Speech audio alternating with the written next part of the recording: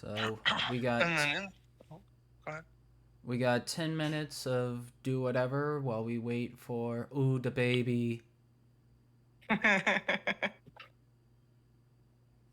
Aww. So tiny. It is, isn't it? While we're waiting for Bartholomew, if we all want to do a mass spam of Bartholomew until he answers, don't Poor actually thing. don't actually do it just yet. We're gonna give him some time. But once it hits 5 minutes till, then I'll let you guys know to bombard him. Awesome. We're gonna give him a chance, since he is waking up really early. Yeah. Fair enough. Yeah, because I heard he was like, this starts at like 3 o'clock in the morning for him. Yep. Have to. It's devotion. Yeah, that's nuts. I'm lucky that it just starts at 11 for me. Me too. He has not missed. He's missed like one game. Jeez, Pete. Yeah, that is dedication right there. Jesus. And still, it wasn't even like for something. It was for his birthday. So it wasn't like, oh, I missed it because, like, you know, there was a real reason behind.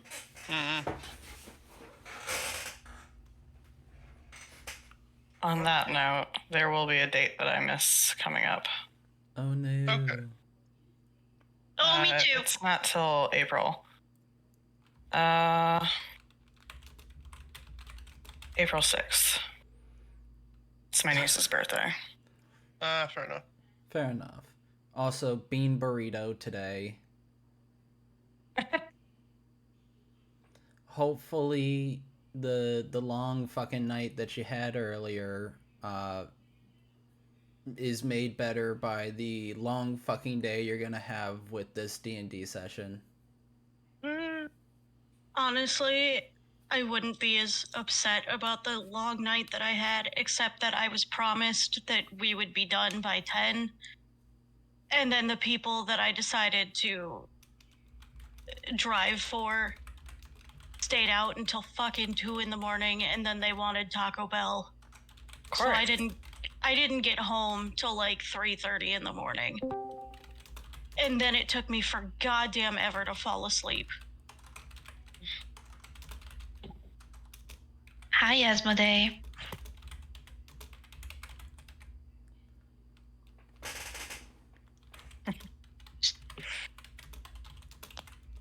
Sorry, my cat was being a shit. I mean, when aren't they? Yeah, you have a cat, so... I was gonna say they are cats, so... Sweetheart, I have 3 of them. I got the camera to work. My lighting is horrible, but I got it to work. Who needs fancy lighting? This isn't Critical Role, so we're all gonna look like normal people. Fair enough. My character type has been switched to Celestial, so that's where that's what we're doing today. All right.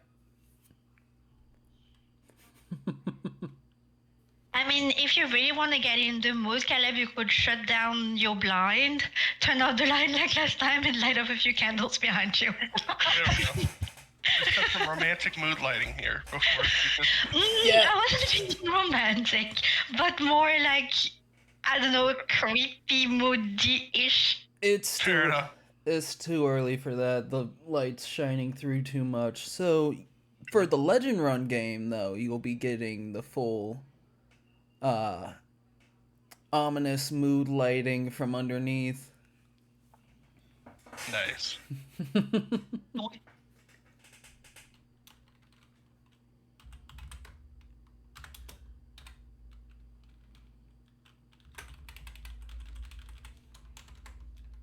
Hey everyone.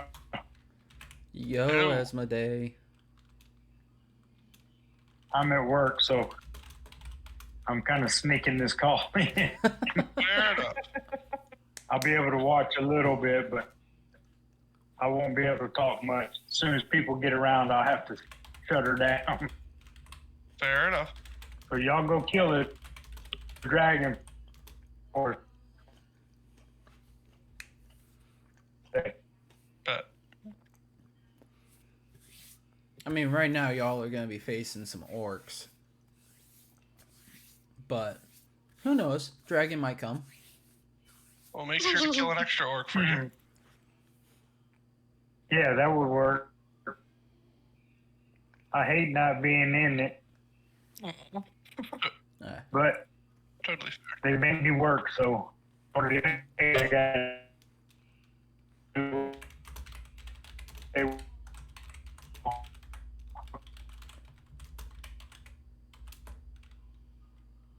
You're breaking up something. You're breaking up something horrible there, man. probably don't have a big good. You know. Fair enough.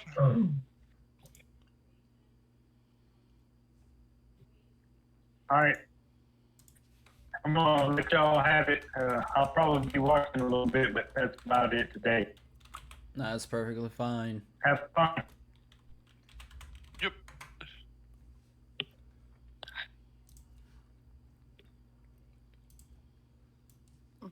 All right, let me see how much time we have left remaining. Yeah, it's been a little bit past halftime, so you know what? I'm gonna start this before everybody else.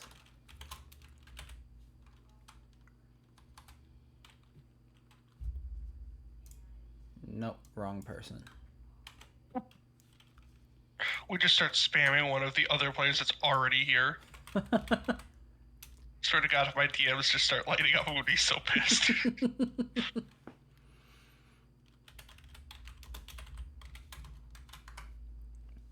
If Ethan isn't able to come, if nobody's able to reach out to him and he doesn't come in, then I'll feel bad, but the show must go on. Indeed. If he comes in halfway through, then he can take back up with whatever he wants to do. I do not plan on expending too many spell slots, at least in the beginning. Fair enough. So, y'all are making your way downtown, walking. Walking fast. Walking Cheap fast. habits. Fucking fast. Homebound. Is there any way I can access my character sheet without switching my tab, or? Yes, there should be. Oh, there we go. Yes. There's an option for like sheets right next to the arrow that's right next to game log. Oh, wonderful. You can also whisper to other players if you'd like to whisper to other players. No, nice. I do need to say you sound very far away though. Me? Yes. I don't. Let me make sure my mic is feeding through the right one. Because have I sounded that way the entire night, or is it just now? The entire time, like that you talked. Okay. That's better though. All right. Is this better? Yeah, I think it was because maybe it was a little too low, I guess. Ooh, the kitty. And it disappeared. Is it One picking of up? 3 furry gremlins, and he literally jumped behind the couch and is now screaming at me. Lovely. So. Yeah, that one's the screamer. He likes to go across the house and scream until we call him back into the living room. Also, when they're out of food, water, or they need their litter changed, he will come scream at me indiscriminately, and it makes it hard to tell just what exactly he wants. Especially when, like, I've just redone something. Like, I just did their litter yesterday, and I did their food the day before. So, like, he could want attention, like the little attention whore he is, or he could just be screaming to scream. And there goes the little gremlin girl. Fair enough. Yeah, my cat Yang will do that if we ever close any doors. he'll just sit outside of the door and just scream until we open that door. And it's never like outside doors. It's always like the bathroom door or the basement door. How dare you restrict his access to his house? Exactly. The thing is, we have to keep a lot of those doors closed because recently we adopted a blind cat, Oh. and I really don't want him stumbling down the fucking stairs. No.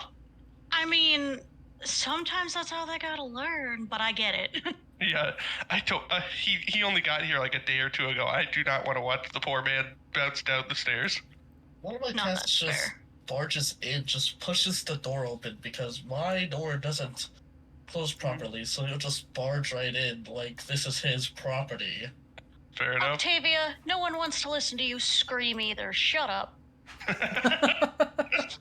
She will just randomly scream at you for no reason all the time.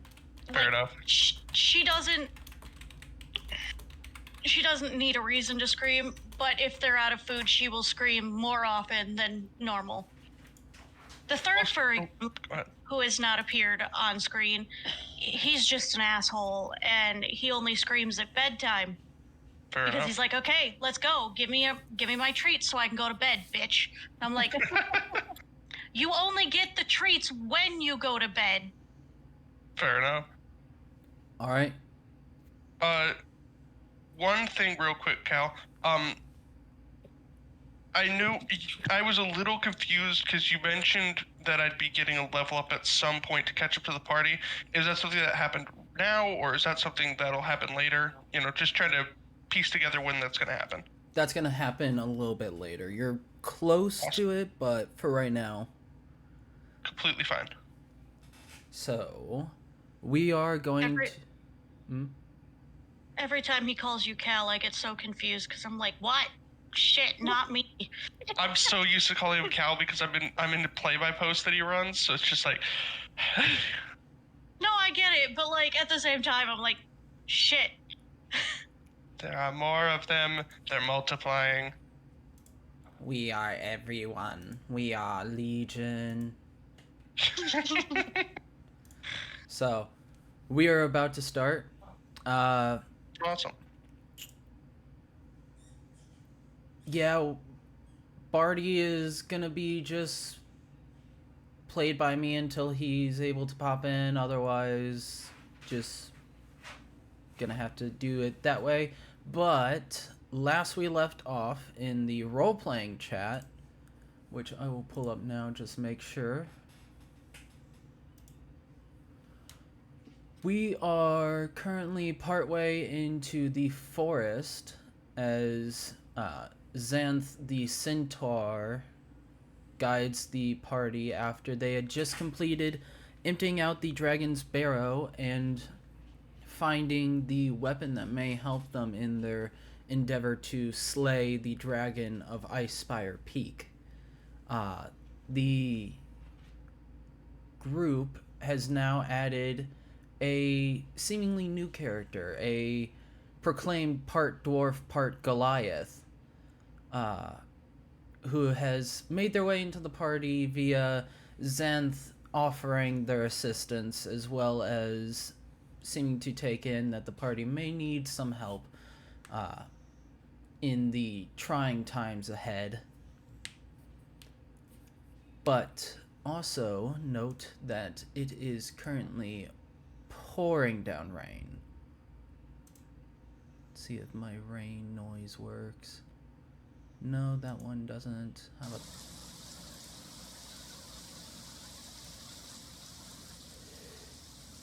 Pouring down rain as a storm rages overhead.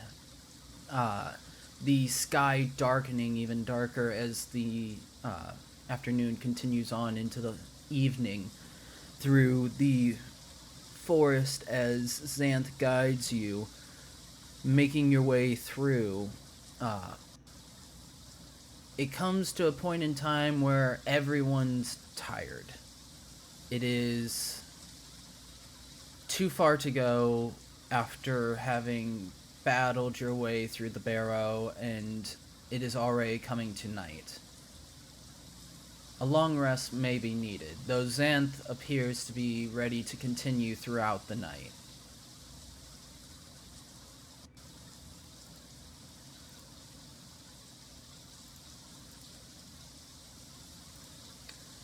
is up to you guys if you would like to continue or not. I'm for a long rest, personally. I'm definitely on board with long rest. Long rest. Well, Yeah. Cal doesn't agree, but I do, as her player. Fair enough. Listen, I need that hellish rebuke back. I love when you say those.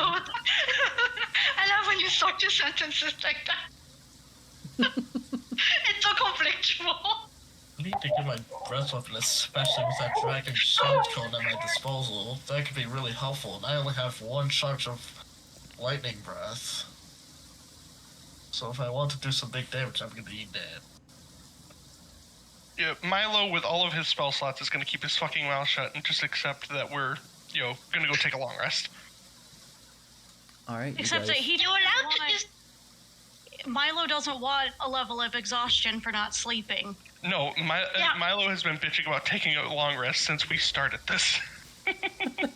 Yeah, but at this point, we've been walking long enough that even he's gonna be tired. Oh, definitely. All right, you guys can take a long rest. Who is keeping watch? Milo will offer to be on watch. Okay, so first watch with Milo and Xanth. Second Cal will watch. take second. Cal will Ray take second. is okay. She'll be too anxious to sleep in one continuous cycle. Weirdly enough, my character's also going to take, and my character's also going to offer to take second watch. Under the same assumption that he's a little too anxious. Drake will take third. Ray can also do third. Okay, so first is Xanth and Milo. Correct. Milo. So Xanth and Milo first. Milo, Here's Cal, and Raylana second. And then Drake and Raylana third. Yeah. Sure.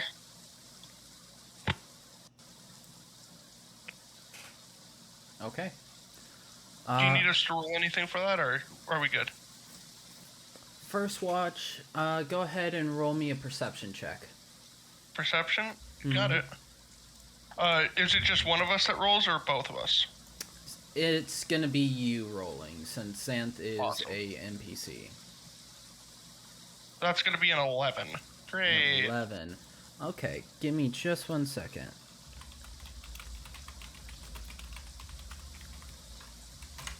Sadly, I might have to throw some money at wizards so I can get dice that make more sense for Milo. Because the lava dice are cool as fuck, but they are not matching his vibe. Go ahead, roll me a D100. D100, you got it. Percentile time. Do they have a percentile on here, though? They should. It's actually not giving me the option to do, like, my own... Just, So- like... Oh, wait, I'm looking at it. My bad. Bear with me, this is all new for me. Alright, Okay. that's an 8. An 8. Let me see. Wonderful. And this is my first watch, right? This is your first watch, yes. Just making sure. As you keep watch, following the perimeter of the party's camp that has been set up, Xanth, appearing nervous and anxious, watches on with you, keeping an eye out into the forest before you see something about maybe 40, 50 feet into the distance. You see a water pond within a circle of trees that even from here you can see is crystal clear through the darkness, and there is a small statue that stands in the middle of it. Okay, is that Milo that's seeing that, or is that, That is Milo. You know, okay. My character is going to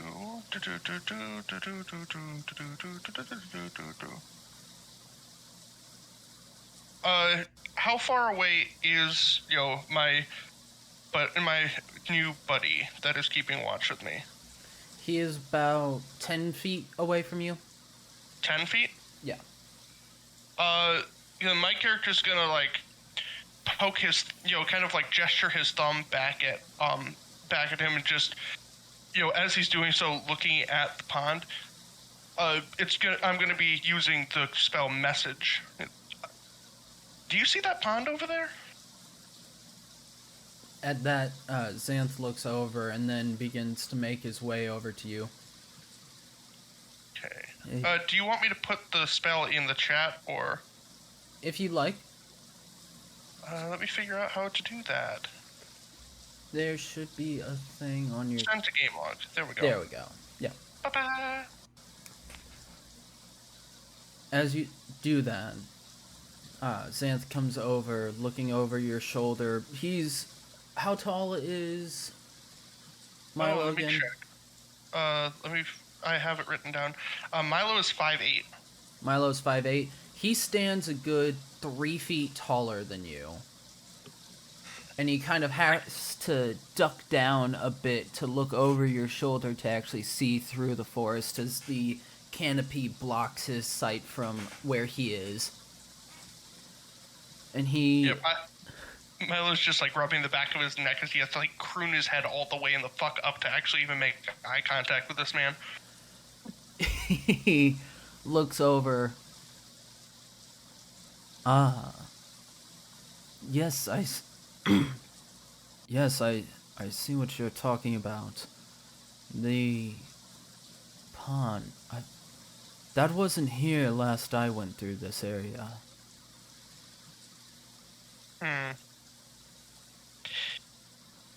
My character is, Milo looks, quite suspicious of this pond and kind of like looks it over, trying to kind of get the vibe of this thing. Does it appear to be, it's new, things like that. Do you want me to roll perception, insight? What can I roll here? You know what? Insight check that pond. Let's get a vibe check on this pond. Fuck yeah. Gonna vibe check the pond. That's gonna be a 24. Okay, 24. This pond's vibing with you. It's... doesn't seem dangerous. You're not seeing any clear indications of possible traps or anything that's really setting off any alarms about it. Just the fact that it's a new appearance within this forest. The statue that you can see is small and seems to be of a woman, but it's hard to tell from this distance exactly. And the water seems... How do I tell the vibes about a pond? Looking at it, you can tell that there's nothing that is within the water that would possibly harm you. This is a trustful pond. You can trust this pond. All right. My character's gonna look up to, our centaur buddy again, and it's gonna give him a quick nod. Watch my back. I'm gonna check this out. He readies his spear, which is still dull, so it's more just like a whacking stick, but he gives a soft nod to you. I will keep watch. My character offers him...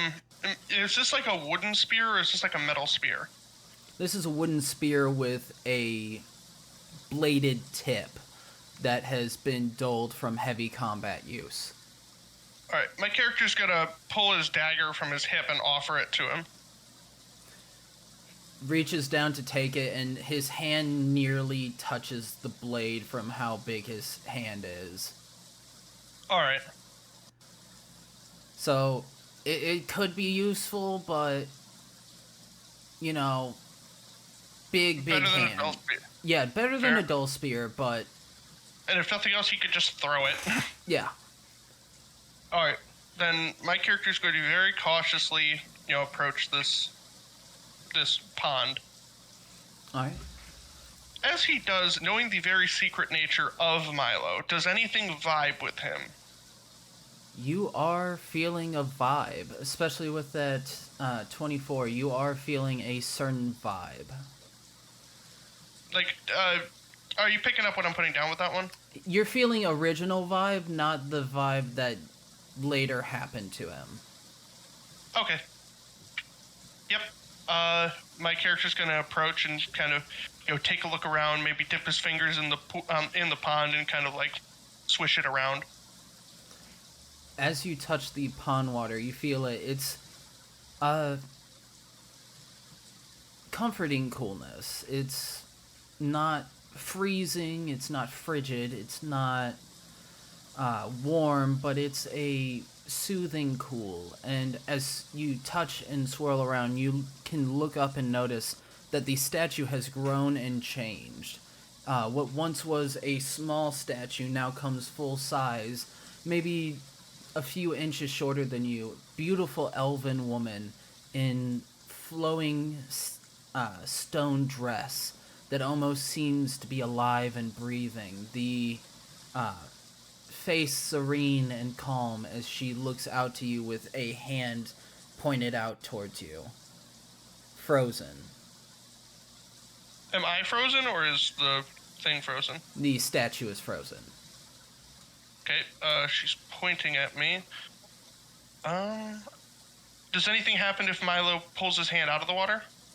The woman's form shrinks back down into the small statue. My character then puts his hand up to about his wrist in the water. Like, how deep is this pond? It's maybe about a foot deep. Okay, then yeah, my character's gonna put his hand up to about his wrist into the pond. As you do that, you see the woman's form grow, and she reaches out both hands towards you.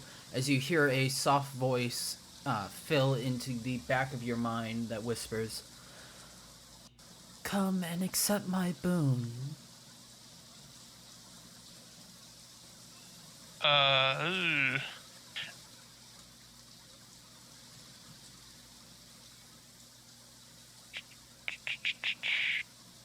Do I have anything for this?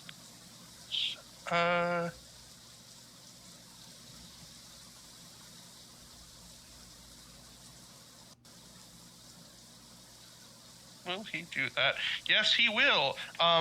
He stands up and takes a step into the pond. Stepping into the pond, you expect your clothes to get wet. It is still raining outside, but as you step into the pond, you feel the water part around your foot. All right. Take another step. Yep. Same feeling of water rushing to part away from your body as you begin to walk into the water, getting closer and closer to the statue. Once you're up close, you can see the woman has elven features, but exaggerated, elongated, ears that go much longer than the normal elf, eyes that seem almost alive, even though you can see that this statue is made of stone. But long brows and beautiful hair that flows down in a chiton, or what's the Greek dress? Like a toga type thing? Yeah, she's wearing a flowing toga that almost seems to move with a non-existent breeze, even though made of stone as well. My character's going to stop about 10 feet... sorry, go ahead and finish your description. You can also see that there is a small inscription at the base of the statue where her feet are coming out of. It is on a small pedestal that, getting closer, you can see the water is beginning to part away and you can have a clearer look. And it says, Lilithane, blesser of those who seek my fortune. My character's gonna gesture back, with basically doing the same thing where he like points his thumb over his shoulder, sending another message to the centaur. What does this look like from your perspective? It looks as though you are in the middle of a pond, but I can't really see.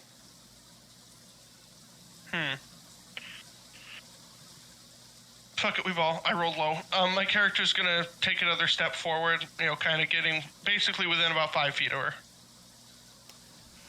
As you get within 5 feet, the arm of the statue and body leans forward and gently reaches out and touches Milo's forehead. And you feel a warmth flow through you. The feeling of a blessing being passed along you. And now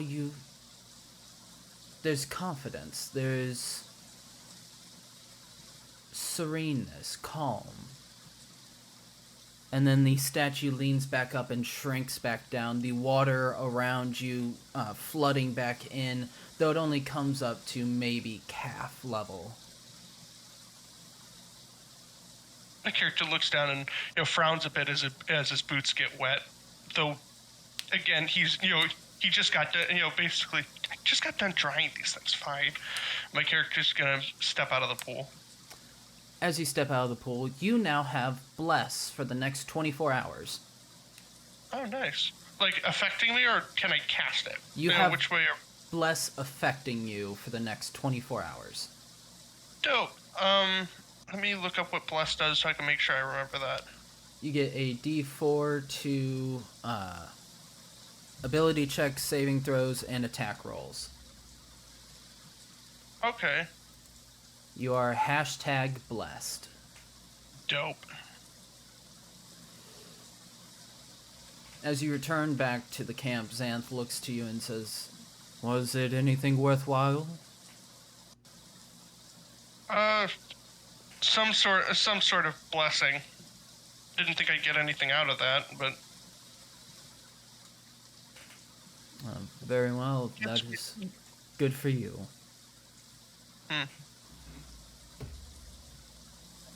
All right. My character's got to return to his watch at this point. Keeping an eye out on the perimeter, making sure things are fine. All right. Rest of the night goes by. Rest of this watch goes by fairly uneventful. Still raining, still storming. The storm itself, as you watch, seems to be growing in power, not shrinking, which is strange, as this storm should have blown itself out a while ago.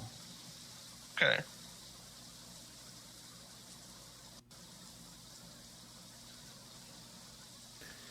But that is all for this watch. On to the next.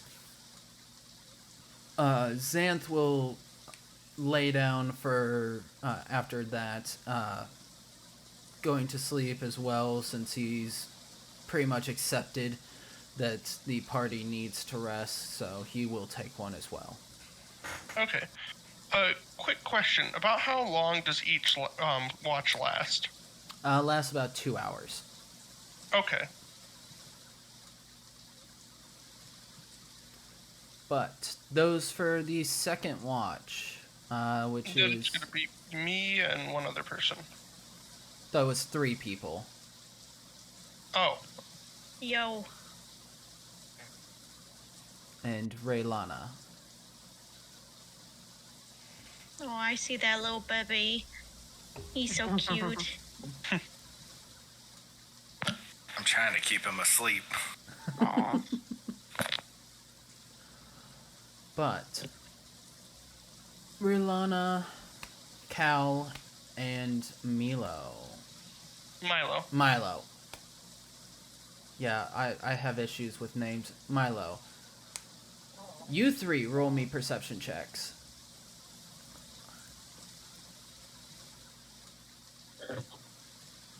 Oh, on, computer. All right, Being a shit. perception check.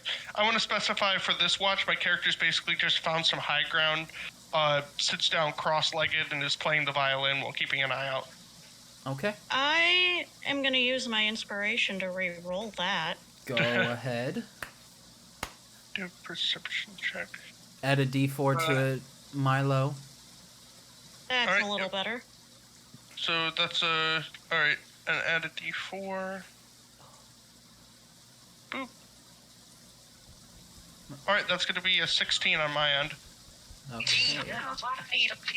19, 14, 16. Okay. Yep. This watch passes by equally as uneventful. Nothing appearing out of nowhere, and nothing really worth note.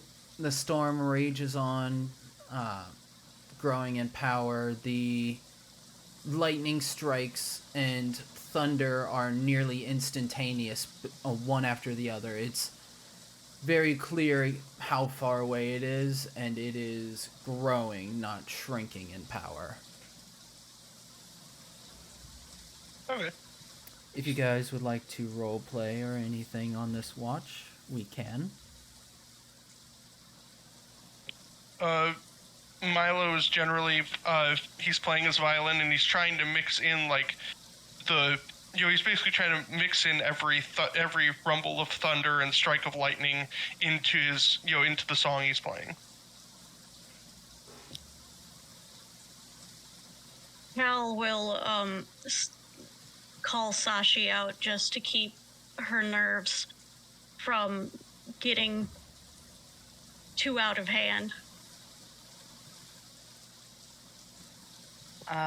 Raylana is just looking a bit nervous about the storm and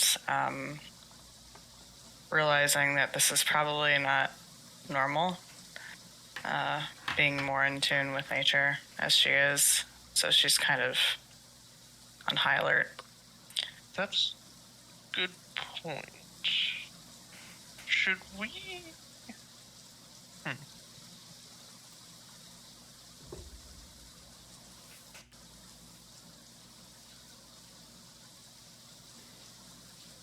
So, Cal, Milo, you see Cal take out this small onyx statue of a black cat, with runes carved along the side of it, and see her in a hushed tone saying a command phrase, and suddenly the onyx cat brightens and then forms into that of a full black cat that swishes its tail a little bit as it nuzzles up against Cal, offering comfort and assistance. Would my character recognize if that's like a spell or a boon or something like that?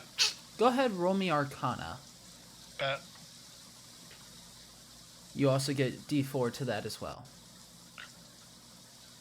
Alright, D4. Alright, that's gonna be a 17. 17.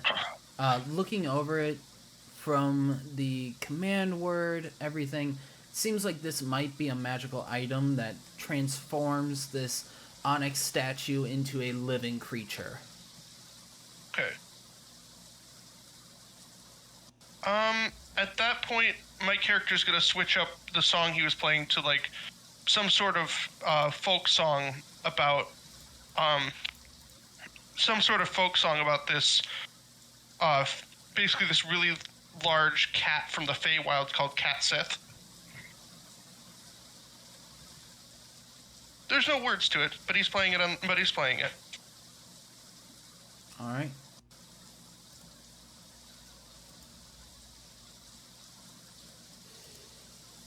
Anything else you guys like to do on your watch?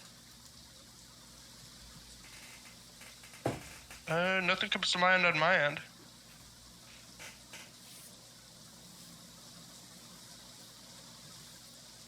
No.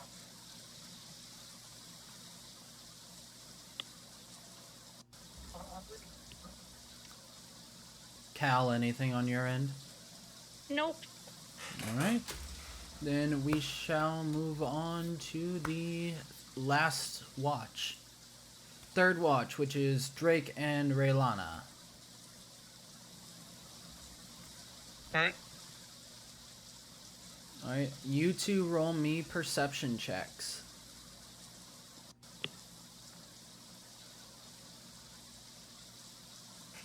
No matter what Oh, I'm fucking lovely. Perception.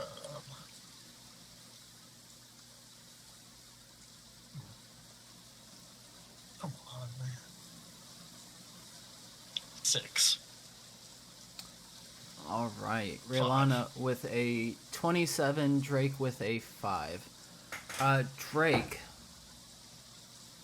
it's dark, there's a lot of trees, it's been raining, kind of annoying rain.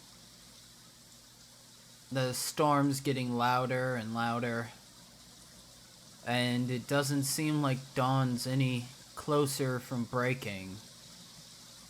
But you keep vigilant watch. Especially since you notice that this grass is even newer grass than the ones that you had seen before. Raylana, I need you to roll me a D100. Okay.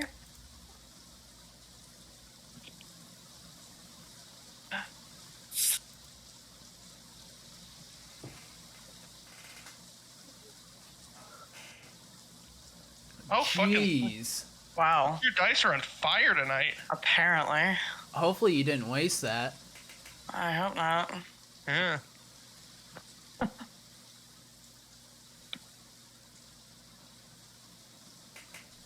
Okay. Okay.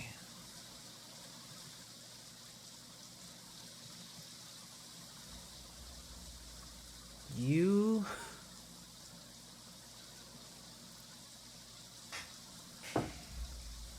Looking around, you can see in the distance, about 60 feet away, which is the end of your dark vision range, a large mass that sits along a tree. Unmoving, but from the sheer size of it, it is hard to tell exactly what it may be.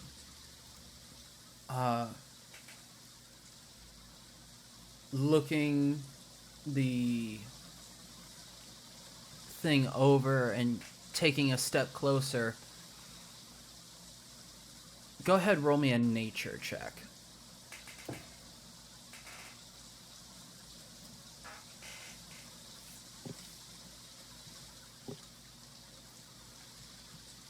Okay. On fire tonight, yeah. I've done nothing, so. It's probably gonna bite me later.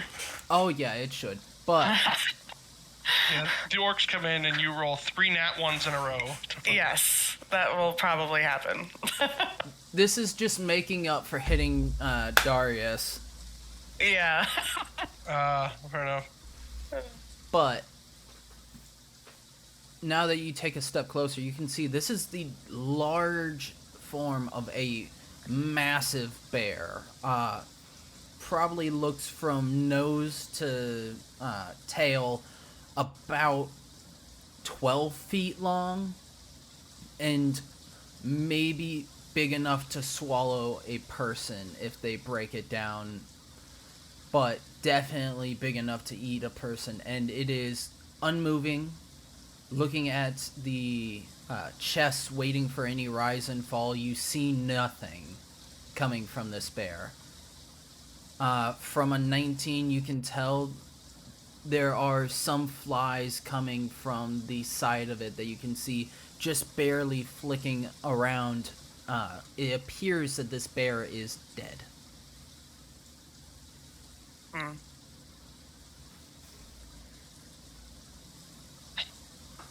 I mean, it's better than the alternative, angry and ready to eat us. Right. I mean, I feel like I should investigate it and see if there is a reason it's dead. Like, I agree. Poke it with a stick. Yeah, so she's gonna want to know if it died of natural causes or if there is some big nasty around that they need to worry about. All right. Do you let anyone know that you're gonna be leaving to go see it? Yes, I better. So she's gonna say, there's something, it looks like there's a bear out here that's dead. I think that I need to go check this out, because I want to make sure that we're out here alone. Alright, you copy that. I'm gonna watch the grass. Okay. Do you think you could watch my back as well as the grass? It'll be kind of tough because I can't see. in the True. dark. Well, if I scream, I'll try. if I scream, please come running. Alright. So yes, I would like to go check out the bear. Walking over carefully, quietly, you make your way to the bear, and as you do, you can smell it now. You can smell the scent of death and decay.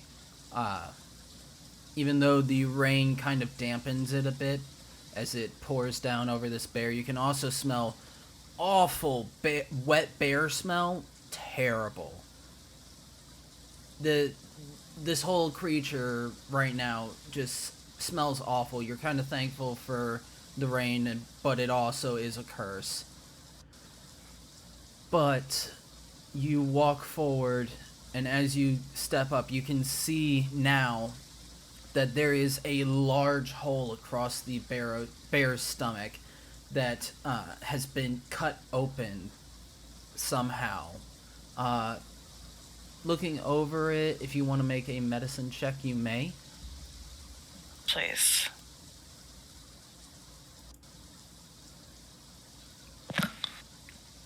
Now, don't force her to get all these good rolls out now. You know, with a dirty 20, you're able to see that the cuts appeared to come from within the bear, as if something inside of the bear had cut its way out. And looking closer, you can see that there's a great sword, a long sword, and a short sword that are all sitting inside of the bear's stomach still, covered in a thin layer of blood, as well as a pack that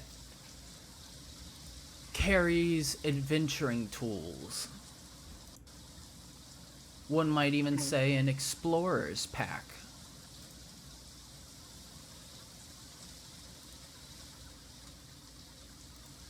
This feels weird.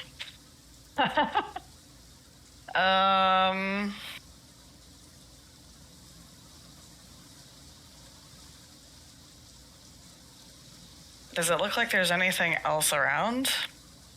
Like, With your passive perception, you'd be able to see that there are footsteps leading away from this bear, but they're quickly beginning to get washed out in the rain.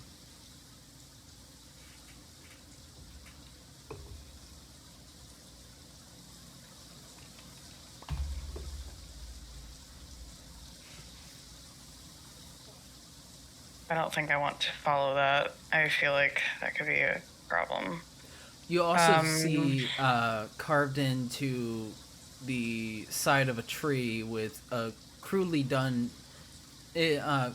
carved into the tree with a knife or some other implement, the words "Kan I Joe." Oh God.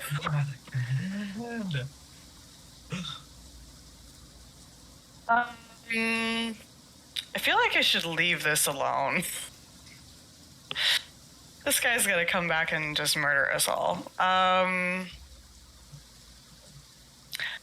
gonna just turn around, head back. Not taking anything?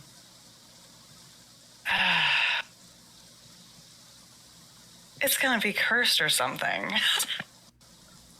And Raylana is very suspicious and superstitious. So she's gonna head back and just say, you know, there are some items over there if you feel brave, but I'm going to, like, make a religious, you know, and say a little prayer and just, like, do a shiver. All I right. would go over there, but I'm too interested in the grass to go over there. Okay. This grass is very interesting. The wetter it gets, the shinier it gets. It's a cool grass. Sparkly grass. That's what all grass does. I mean, for Drake, he's never paid attention to grass like this, but now that he sees it, Oh. the natural world is a wonderful world. Clearly, Raylana. Oh, go ahead. this is clearly his first time touching grass. Raylana is going to build a grass bouquet for him and just give it to him. He has exited the demi-plane of Reddit. Thanks. So now you have a bouquet of grass. Yes. I see you're interested in grass. I thought you might like this. Thanks. Find this kind of nature to be very interesting. How it could, like, grow into the ground. Nature is very interesting. All right. Ray is done. I'm gonna try to add the grass bouquet to my inventory. Go See ahead. if I can, like, find it somewhere and add it. There is no grass bouquet, but you can go to inventory others and then type out one grass bouquet.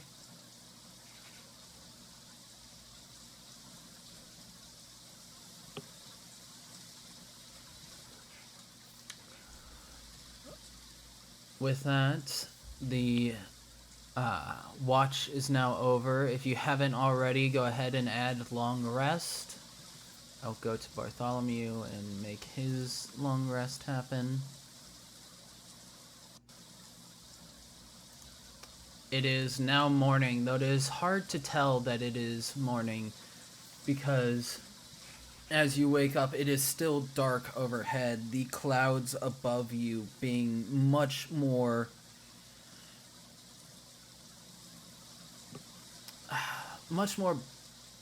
blatant, much more blocking of any sunlight. The only light that you get is the now every 10-second flash of lightning that fills the sky. It is as if the Stormlord himself were making an appearance and throwing lightning across the sky in a massive battle. While Milo's putting on some waterproof, eyeliner and the like this time, can you guys kind of look up and try to see what the hell, if this is actually related to the gods or if it's really just a bad storm? Go ahead, roll religion. Still with the Religion. D4. Now, just a quick question while he's rolling that. Is this similar to the last time the boar was summoned? Would we make that connection? Wow, Milo. I'm rolling a 4 on that one. Yeah, you're looking up.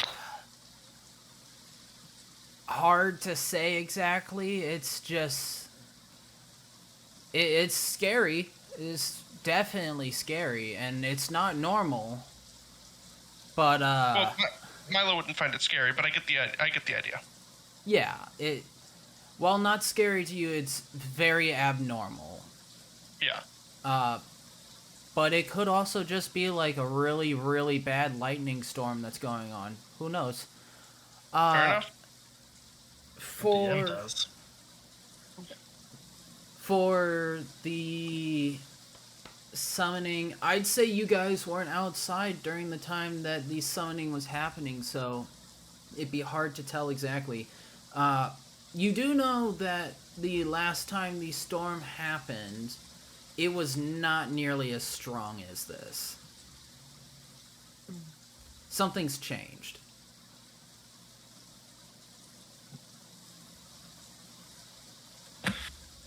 I hate it when Meaning we Cal's should right. get. Meaning we should get our asses moving. Like, Why do you hate when I'm right, Darius? Because I fucking told you so, and you know she's gonna hold it over you? No, I'm kidding. Milo gives up no fight to getting moving. He didn't even set up his tent last night. He was just basically sitting outside with a poncho playing his violin all night. All right. Then we continue on. As you guys continue on for the next day's journey, Xanth guiding you and looking up at the storm ominously, putting away. Did you take the dagger back from Xanth, or has he still got that? I didn't take it back per se, but if he offers it back, Milo will take it back. He does offer it back, saying, I think you might need this. He nods and... Oh, go ahead. Before he puts away his spear as well, pointing the tip of the spear down towards the ground instead, so that he doesn't act as a lightning rod of sorts.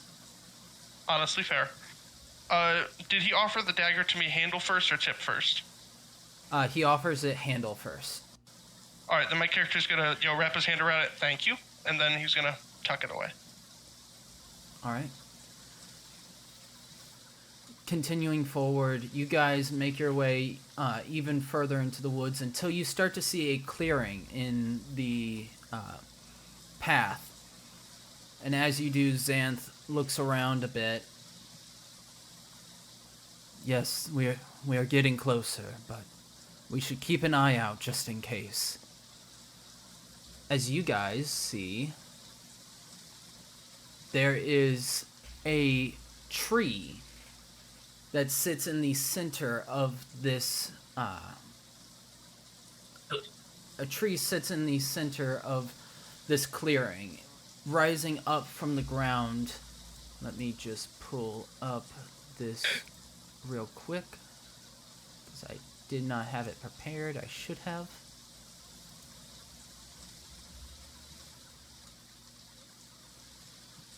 You see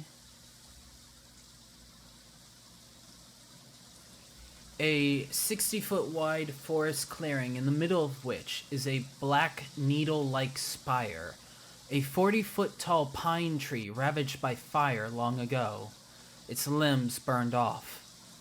Tied to the dead tree near its base are several ghastly dolls made of twigs bound with black hair. With a passive perception of 15, is there anything I can pick up just on first glance? Passive perception 15, you and Raylana would see that there are 10 twig dolls bound to the charred tree, and they are all down low. Looking at it from a distance is going to be harder to tell anything, but you should be able to. Why does Cal hide? Cal no hide. If you step any closer, you might be able to see something more. You'd have to investigate a little bit. My character looks over to the rest of the party. I think we should try to get closer to see what that is, but I don't think we should step out of the tree line. Maybe we can follow it around this way. My character points to the right. And follow it around, there seems to be an outcropping there. He gestures to the area over on the right-hand side of the map where there's all that, like the trees that branch out a little farther and the bushes and the like.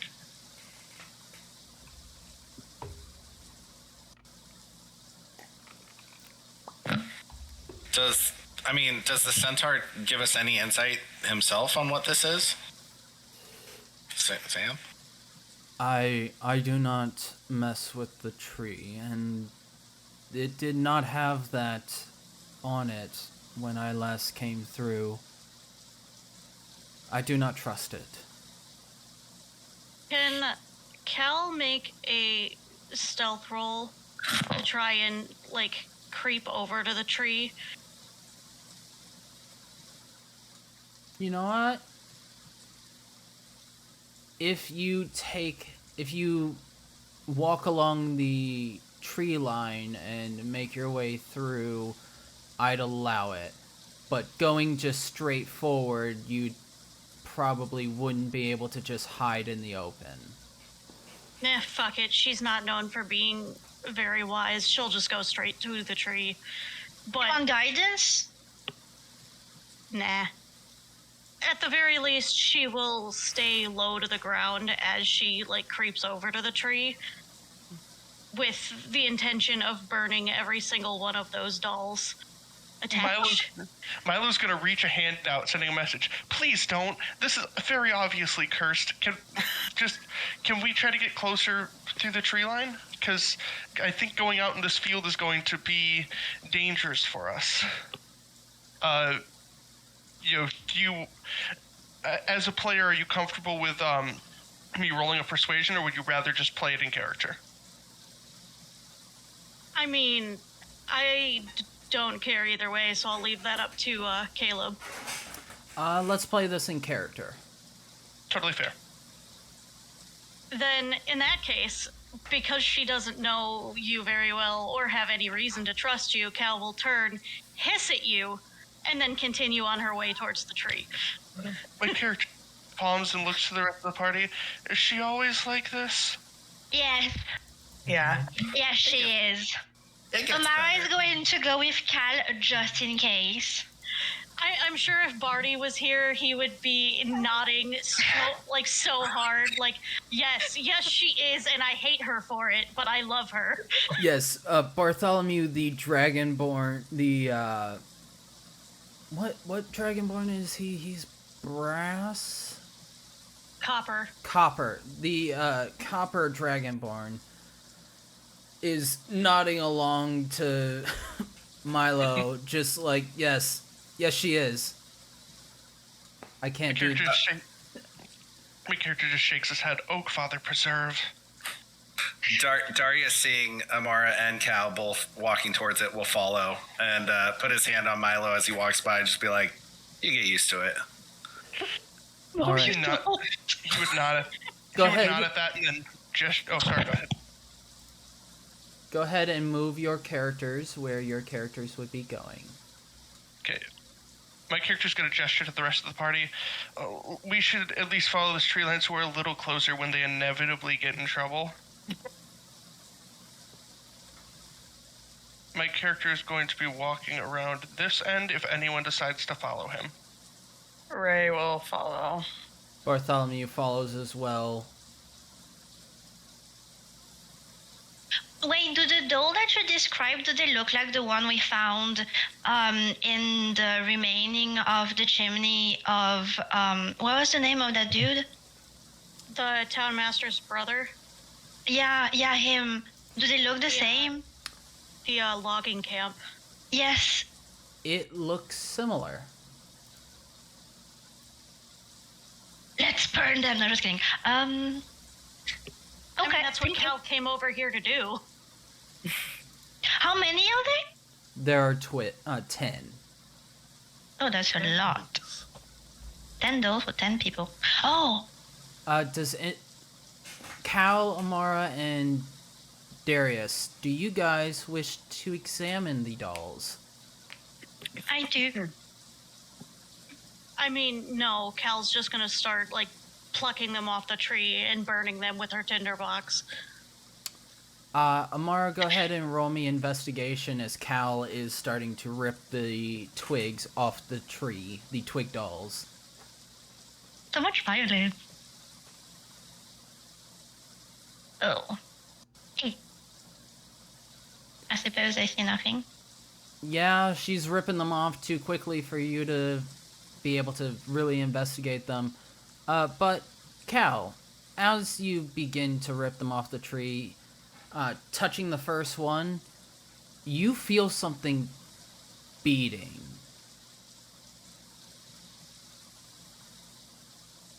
That would be enough for her to hesitate and stare at the thing. A dull thum, thum, thum, thum. What the fuck? What's wrong? Go ahead, give me an investigation check, Cal, if you wish. Oh, I want to give a guidance.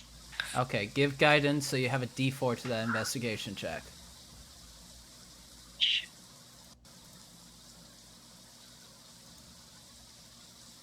Oof.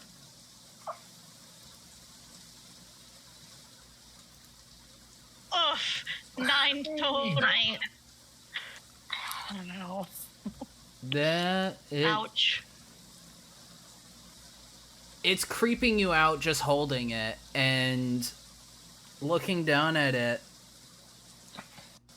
it's hard to look at almost, because you're feeling the beating and you're seeing this twig doll. It's just, everything about it just feels wrong. This fucking thing feels like it has a beating heart. Ugh. And she will toss it down and throw a match at it, like, fucking die. Don't do that. No. As Maybe it's a tiny person. As the lit match, well, you know what? It's still raining. It's hard to light a match, so Darius will cast Divine Sense. We'll try an active perception check just to see if there's anything around. Go ahead, Drake. Divine Sense Oh does wait, I not have pick up detect anything. magic. Detect magic.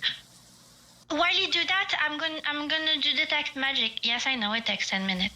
So, 10 minutes of Yeah, her at this doing point, detect magic. At this point, it might take Cal 10 minutes just to light a single fucking match. Cal, take a walk. Go take a walk. Go touch the grass over there. If you Take a want, walk. I have Detect Magic as an instant spell now. Oh, he does. Oh, it's not a spell verse. I mean, it is. I don't know how to describe it. It doesn't cost me anything. Oh, okay. So And Well, then maybe Darius will. What are we saying now? Darius. Maybe Darius will go up and pick up the doll that Cal's trying to light and fire for a second. Go ahead, roll me. Investigate. Yeah, that investigation check. She will, as you pick it up, she will involuntarily hiss and cringe back. Like, ugh, stop touching it.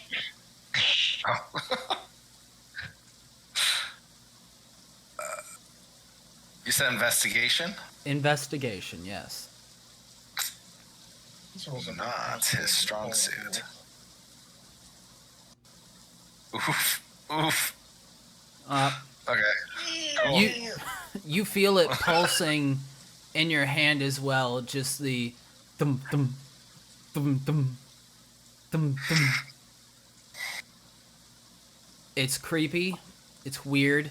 Your divine sense doesn't pick up anything, but this is really setting off all the alarm bells of like, this is something weird. It's hard to hold on to as you feel it pulsing in your hand. Yeah, I'll drop it right back down. Go ahead, Cal. Do your thing. Okay. Don't. So Cal, or wait for Amara. Cal, do you continue to try to light it on fire? You're damn right I do. Well, very quickly, Amara is going to pick up every single one of the little dolls thingy and be like, don't. Amara, as you pick up the doll, you too feel the thum thum thum thum thum thum in your hand pulsing. It's hard to hold on to because it just feels so alien and strange. What I will take strength and courage upon me to keep those in my hand while I do the detect magic thingy. Okay, so you're doing that for 10 minutes. Yes, I'm Cal, doing that for 10 minutes. Cal I will is walk still away from them if they attempting. come after me.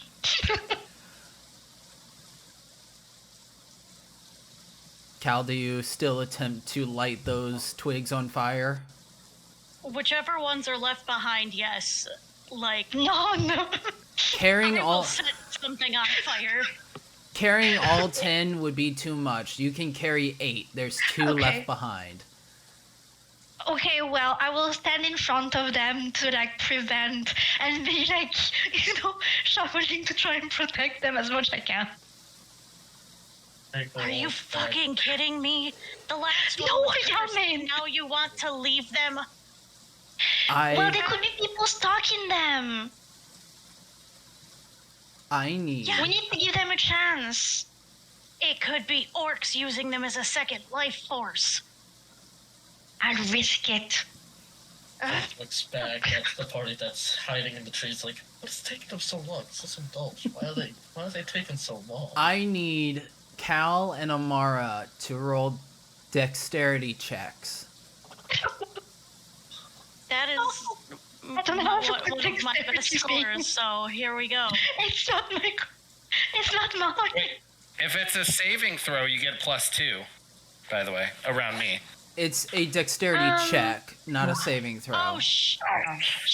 Oh, okay. I did just... There is no way I can beat that. 14. Okay, so... I think that's a dirty 20? Yeah. Yeah. Okay. It is. After 10 minutes of working on a match to light, Cal, you're able to duck and dive around Amara, lighting one of the twig dolls on fire, and as it burns, you hear a squealing like a pig that has just been stuck by a knife. And as soon as you hear that,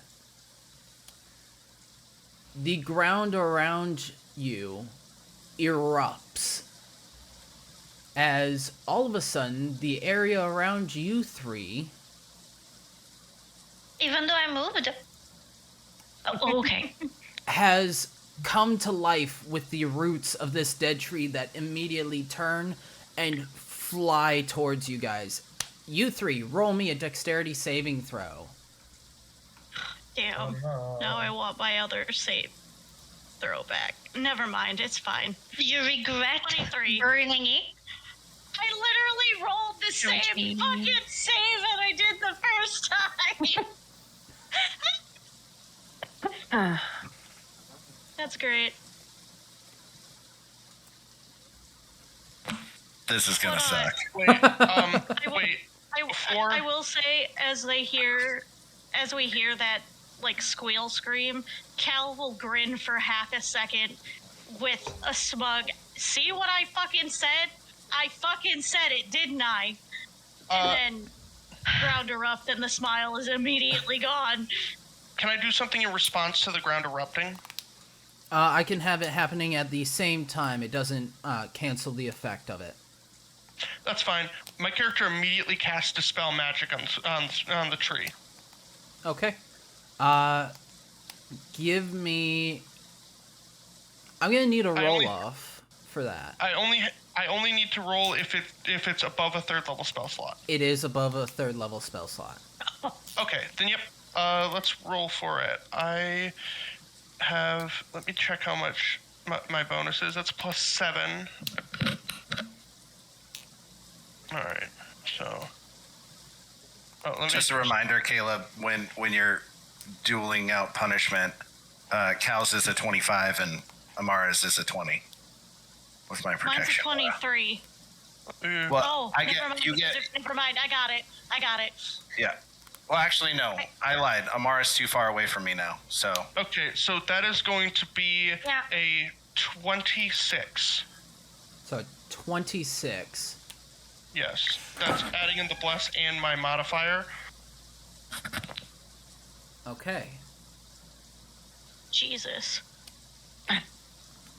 That is going to be enough to end the spell. I'm going to say that the damage is still done to those who didn't make their saving throw, but the spell effect, the magic, ends on it immediately after. Okay. So you how much damage do I take? take 2d4 damage. Oh, That's so awful, man. Only Darius takes 2d4 damage, 5 points of damage, as the roots grab around Darius and squeeze him tightly, crushing some of the armor around you before they fall down dead and limp. As that happens... Maybe we should just burn the whole fucking tree. My character's gonna walk out of the fort. Oh, sorry, go ahead. As that happens, you guys hear a new sound. Joy. A sound of a war horn being blown. As out of the tree line across the way of the forest, a half-orc comes walking out, smiling at you all with a dark expression of amusement. Before that's the first... Sorry. Behind him, or actually, first these, and then these all... Sorry, I got a lot of tokens I need to... Ooh, fine. Joy. Well, while you do that, Cal is going to snort as she sees this asshole smiling. And, Lord, have mercy. I will be sad to tell you that he doesn't. But Beca- anyway, she will, snort and be like, I've never seen someone so happy to be ready to die. Also, side question, but what did I got from my detect magic thingy? Did I got anything out of it?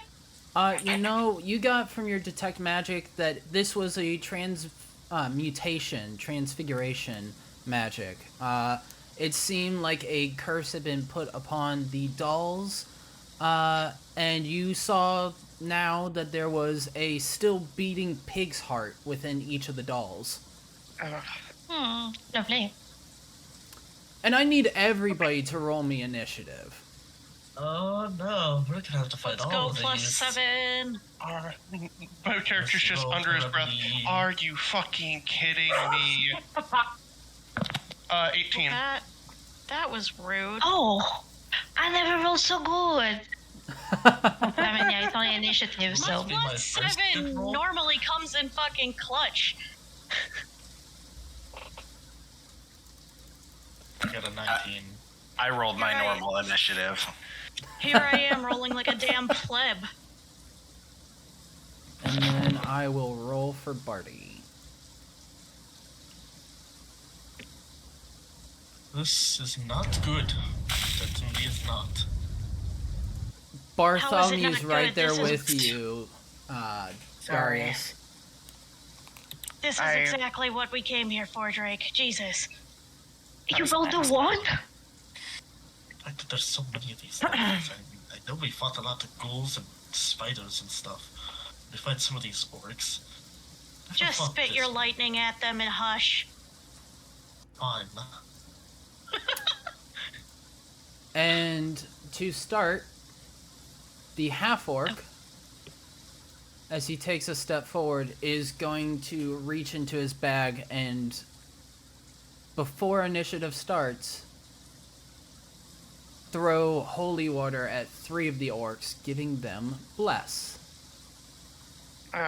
So, this one is blessed. This one is blessed. And this one is blessed. And now combat starts, which means it's time for combat music. Let me know if you guys hear it. I hear it. All right, start of initiative. It is this. Where is he? Oh, he's underneath one of the orcs. There we go. This orc's turn. Let's pull up his. Great, they're still multiplying. Is there any more hiding? You know what? I'll check. Because some of them did stack on each other. That's very kind. The answer was supposed to be no. There. Oh, yep, there's one. Okay, I think that's all of them. Yep, that's all of them that you know of. Fun. So, this one is going to charge up 5, 10, 15, 20, 25, 30. And seeing Amara standing there with the twig doll still in her hands, is going to swing out to you, Amara.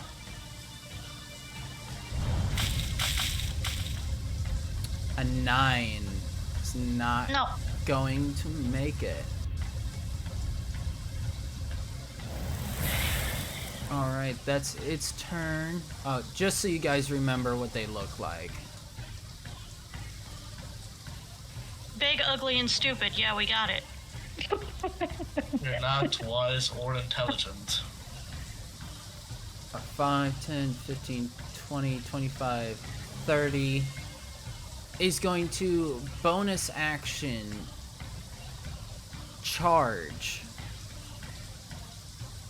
towards Amara to get up close, and is going to use its action to Great Axe swipe. Y'all are stealing my good rolls. Good. Oh, that is so unfortunate. Oh, so sorry. Let's see No, it does not, by the way. what Amara gets.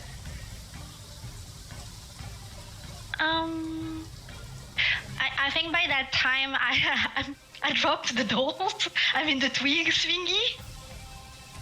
There's no point of carrying those. And I'm going to use... Oh, so close.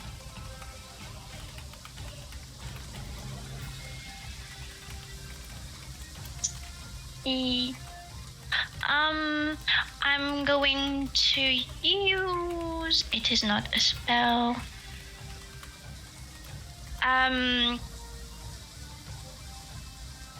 The dagger. Well, I have a 2-weapon thingy, so I'm gonna get the dagger and the sickle. Okay. Yeah, I kinda lost my other dagger. Add the one right there in front, like, yeah, here. So, here is the first one. It's a 10. That does not hit. Okay. And here is the second. 14. That hits. Okay. Which one are you doing this against? The one right on the left. This one? Yeah. Okay, 2 points of damage. Got it. And I would like to disengage. Can I do that? No.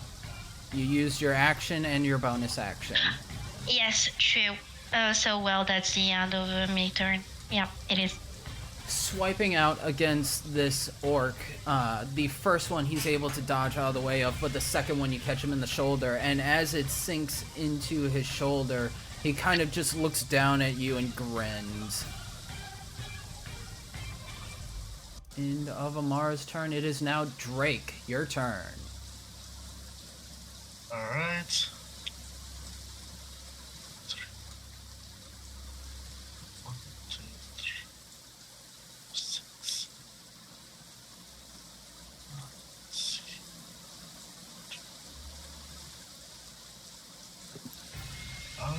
Let's see here.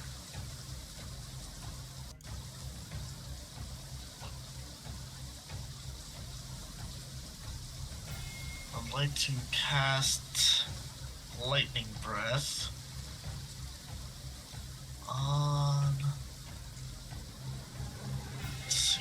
1, 2, 3, 4, 5, 6.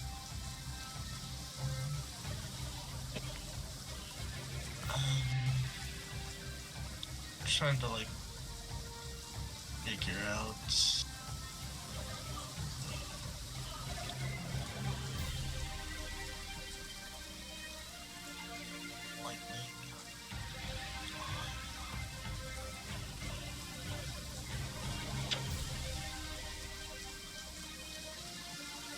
Trying to like figure out where to put this.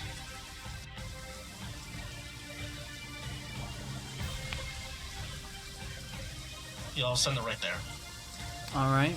What are you going to be using? The increased range or the boosted power? Boosted power. Boosted power, alright. So that is 1, 2, 3, 4, 5 orcs that need to make a dexterity saving throw. What is the DC? DC is 13. Okay, so it needs to meet or beat a 13 to save. Got it. The first one gets a natural 1. So this orc in front, natural 1. Next one got a 14, so he saves. Next one got a 16, so he saves. Next one got an 11, so he fails. And last one got another natural 1. Alright, so that is 6. 66 is against these guys. Yep. Alright. Go for it. 19. 19. Reduced to either 10 or 11. 10. It's either like 9, 10, 11, something. So it'd be reduced to 10. Alright. That's some pretty good damage. So let me just put that in for each of them. But you took out 2 orcs in 1 blow. Wow. Awesome. Alright. Erase those to save some space. Do you want to describe to Milo exactly how it looks whenever Milo. you use... Or Milo. God, I'm awful. Completely Milo. fine. You want to explain how the cone shapes your lightning breath, Drake? I grab the shape cone and turn the switch, and as I ready it, it senses the presence of a dragonborn using this, so it also readies it up. And the lightning breath shoots out into a beam with lightning sparks coming like in and out of the beam, and it will just go straight at him. And if it doesn't do the full damage, there's still some sparks that you can see on the enemy that get hit with it.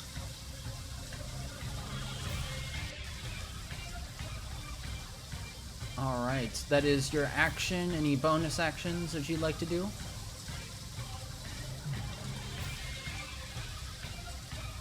I used my movement and my bonus actions.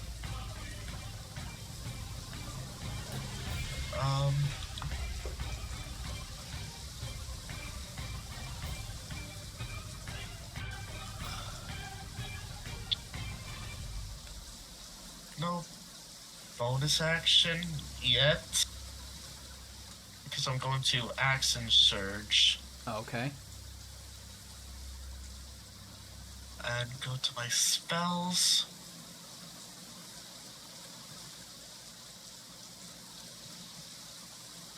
Let's see.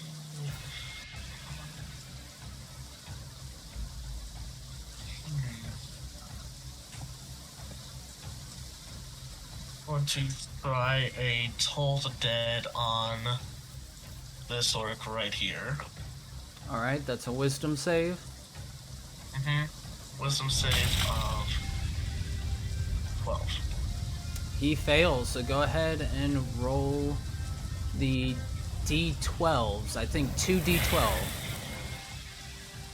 Alright. I accidentally rolled the... Alright. That's not the dice I wanted to roll. Can I redo those 2 d8s that I rolled? Yep, go ahead and roll 2 d12s instead. 2 d12s, alright. The exact same damage. It's enough.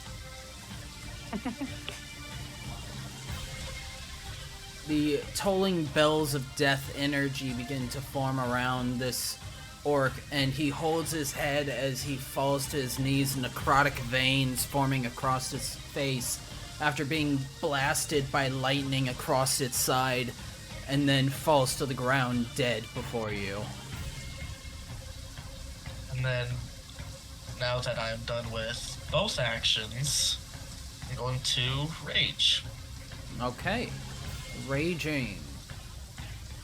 Going into a fury. End of your turn? Yep, that's all I could do. Alright, up next, Milo. Alright, so this turn is going to be a little eventful. Firstly, does our purple tiefling friend look like she's suited for melee combat or more like at a range? Amara, you want to answer that one?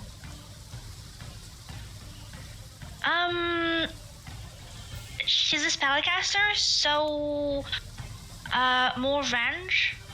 Okay, then Milo is going to walk. Does diagonal take 10 or is it just 5? It goes 5, 10, 5. Okay, then he's going to move to here. That's going to take 15 feet of movement. He's going to touch her on the shoulder. I need you to trust me on this one. And then she's going to teleport 30 feet to about... I don't know how to mark a part on the map, but... Double click it. Yeah, you double tap. This square here. Just her by herself or both of you? I can't teleport myself, just her. So, right here? Right here. Right Oh. there. Okay.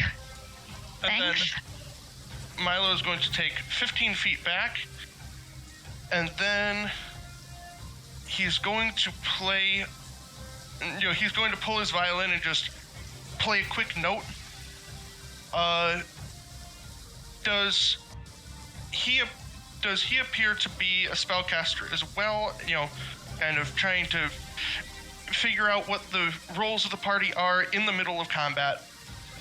What am I working with? Does Cal appear to be a up-close fighter or a spellcaster?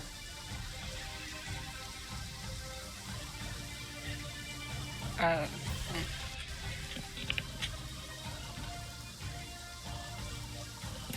wonder if you know she's muted. Oops, my bad. She definitely looks like a rough and tumble kind of gal. Like she'd get in there and punch somebody to death if she had to. Okay.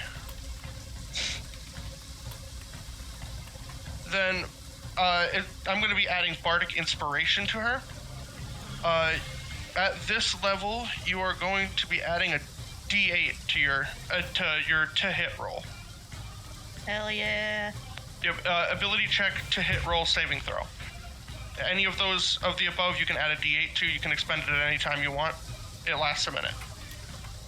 And then I'm going to end my turn there. Alright, end your turn there. That is end of Milo. It is now Orc 9. Let's see, is going to move 5, 10, 15, 20, 25, 30, is going to use its bonus action to charge and move right up next to Drake and swing with its great axe. A dirty 20 to hit. definitely hits. All right, it does a D12. So 12 points of damage reduced to 6. Alright.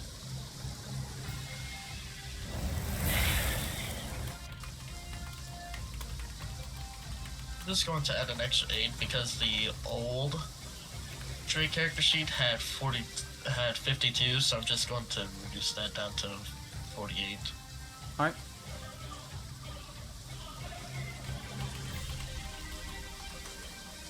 And that is his turn. He used bonus action. You know what? He's actually going to use... No, it only moves up to a hostile creature. It doesn't move any further. So, with that, it is Raylana. Okay, I'm going to move.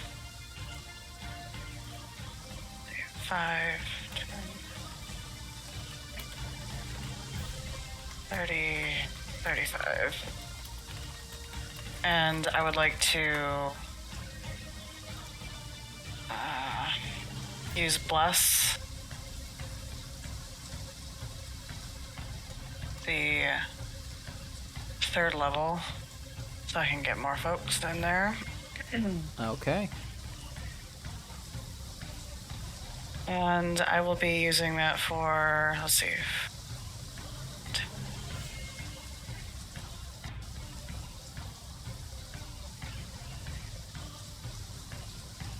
I'd like to get this entire group.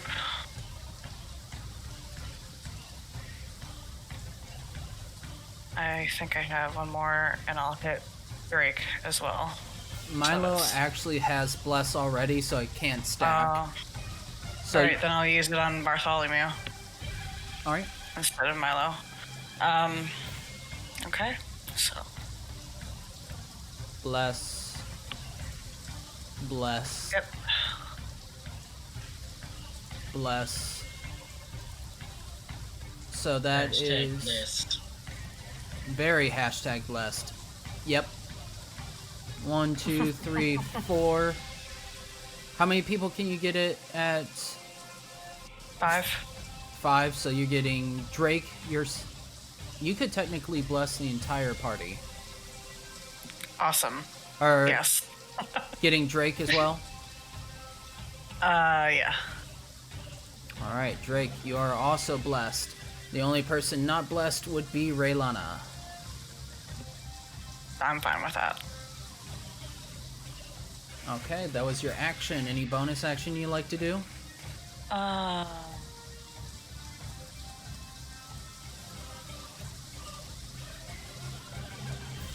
No. Nope. All right. Thank you. End of your turn. It is orc number 7. It's going to move 5, 10, 15, 20, 25, 30. And then charge 5, 10, 15, 20. And he's going to take a swing at you, Darius. Wonderful. Doesn't hit.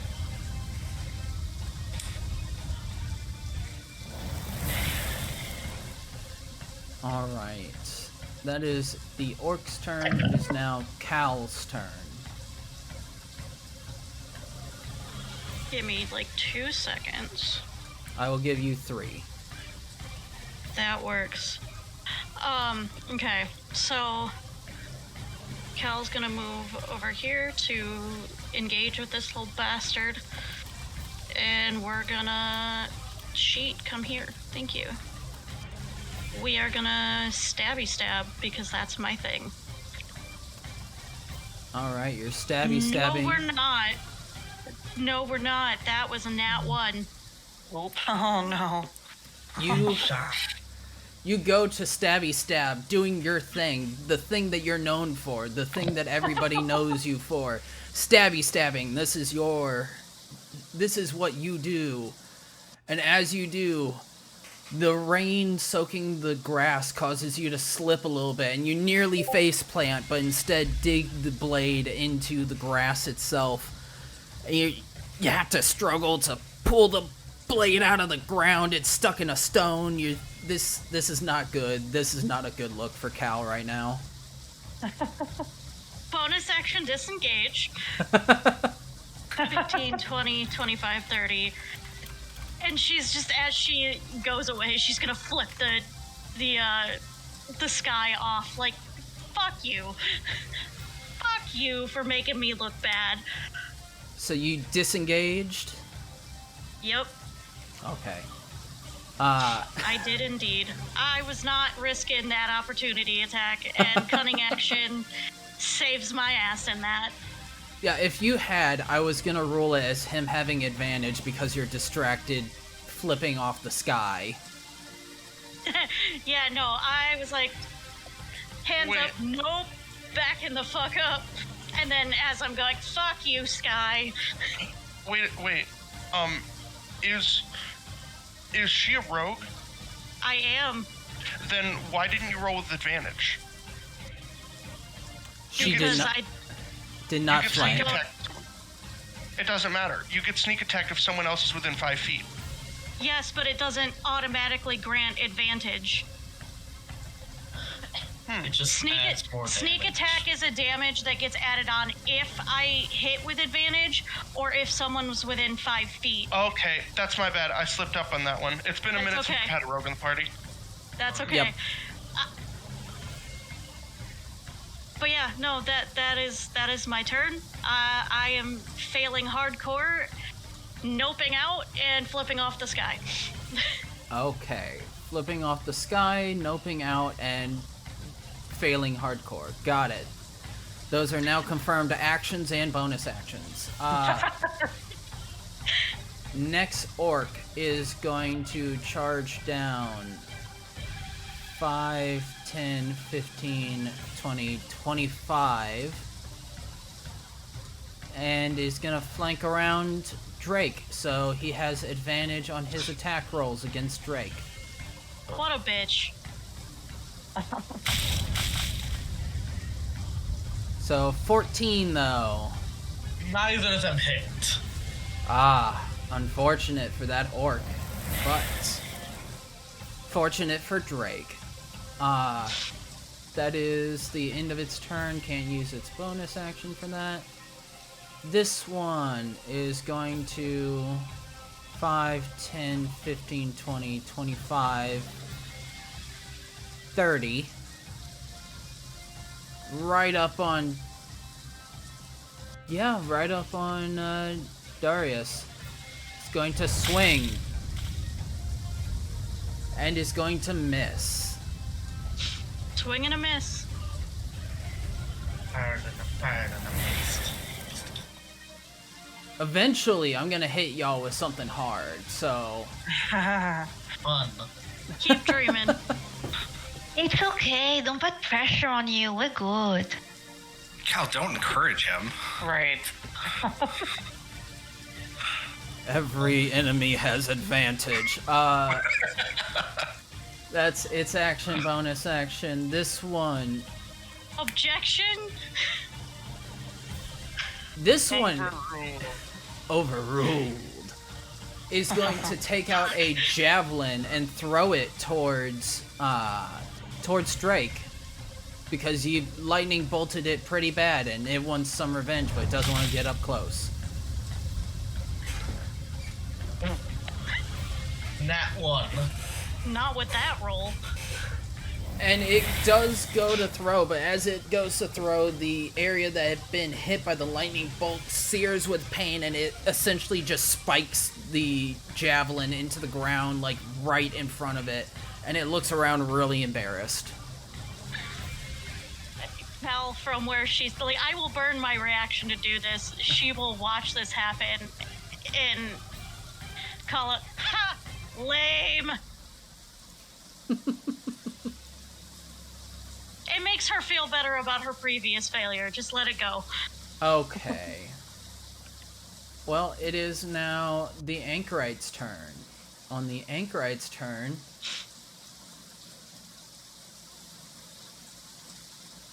So let's see, that's... Let me pull this up.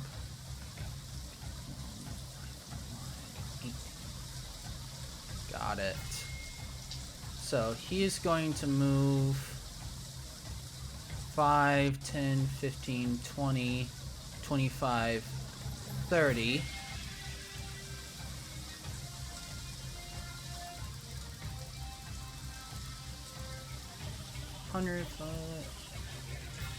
Oh, wrong damage type.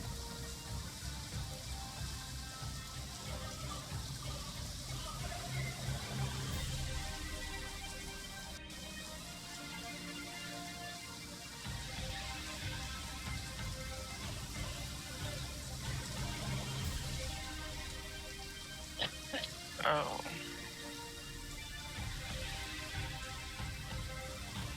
Let me just angle this properly.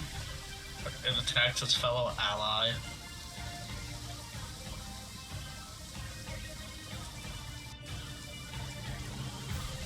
Alright, there. So, I need Darius and Amara, as well as that orc, to roll me a dexterity saving throw.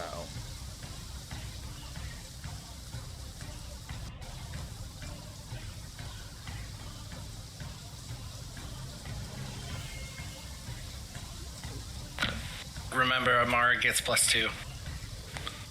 Doesn't save, but, does Darius get the same +2 benefit to himself as well? I think it's pre-calculated into my saving rolls already. Okay. Then both of you fail the saving throw as the orc gathers in his hand, reaches a hand up to the sky, and a lightning bolt falls into his hand, which he then holds for a second before grinning at you both awfully and sending it out in this long spark of pure electric energy that blast out towards you. Let me also roll the orc's dexterity saving throw real quick. Question. We're fighting against Azula. You guys do get the D4 because of Bless. Yeah. So go ahead, roll D4. Both of you. Nearly forgot about that. Amara still not quite enough to make it through.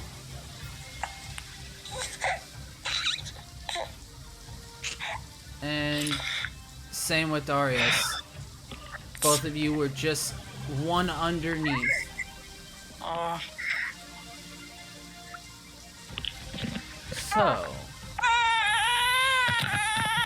let me very quickly roll the 8d6 of lightning damage that you both take. The orc takes half of, since it does save. Oh god. So you both take 34 points of lightning damage. The orc takes... Can I Did you parry say- for that? Yeah, 34. Yeah. Jesus.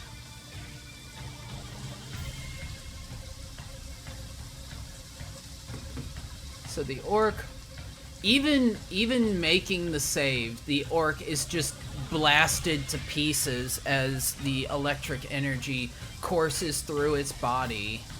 What would you like to do, Amara? No, I'm too far. Never mind. I wanted to use Elish Rebuke, but I'm too far because it's 60 feet. Uh,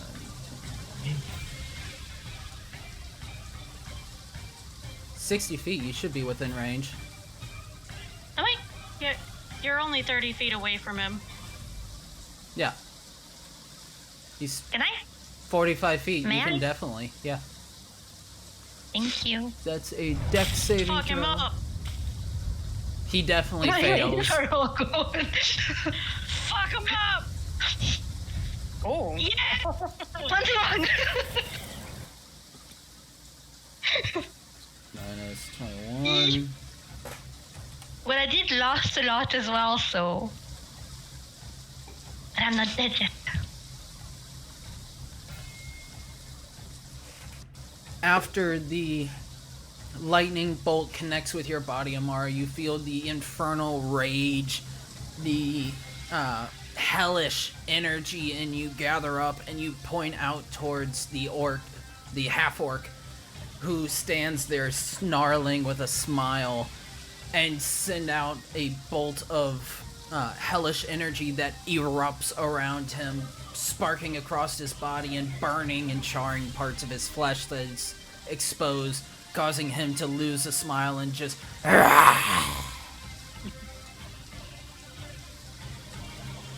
I think she'll gleefully smile at him.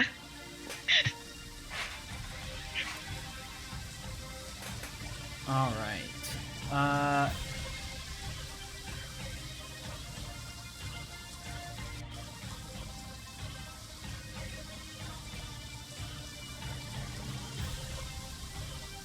So, that is the end of its turn. Next is Drake. Wait, didn't Drake already have a turn this round? Yeah, Yeah. you know what? It's I'm the gonna- old one. It's the old one that for some reason I had him leave the campaign, but it's not gone. Okay, yeah. There we go. Alright. So it is this orc's turn, and that orc... Everyone so far. Let me see. Is going to move towards Raylana. 5, 10, 15, 20, 25, 30. Bonus action. 5, 10, 15, 20, 25. Goes right up to Raylana. And is going to swing with a 24 to hit. Jesus fuck. Oh yeah, also let me give you the concentration reminder, because you're about to need to make a concentration check. Okay. But only does 4 points of damage. Oh. So concentration. So I need a constitution... Is it check or saving throw? I confuse it all the time. It's a check. So I need you to make a constitution check. And you need to beat a 10.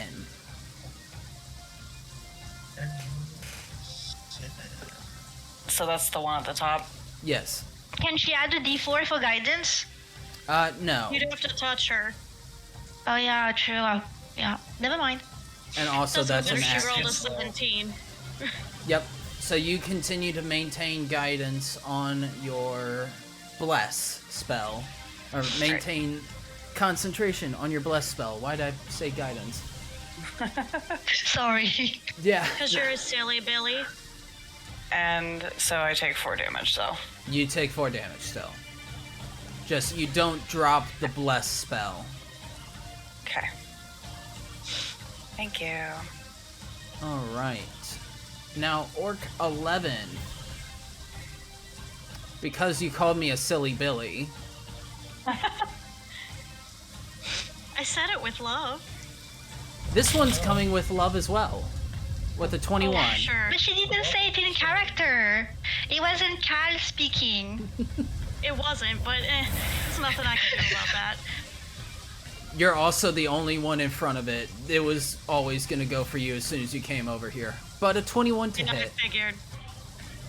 Sir, you know my AC is 15. Yeah, I know. I just like to hear it. For 12 points of damage. And I already burned my reaction to be a smartass, so... Yes, you did. It was worth it. Even if I don't get to fire Pikachu this round. So that's its turn. Let's see. It is this one's next. This one, seeing its comrade fail so epically, is going to call out in Orcish, which I don't think anyone here can speak. Correct? No one knows Orcish? Not I. Nope. All right. So everybody else hears a Utaka Deata as the orc then throws a javelin at Drake with a 18 to hit.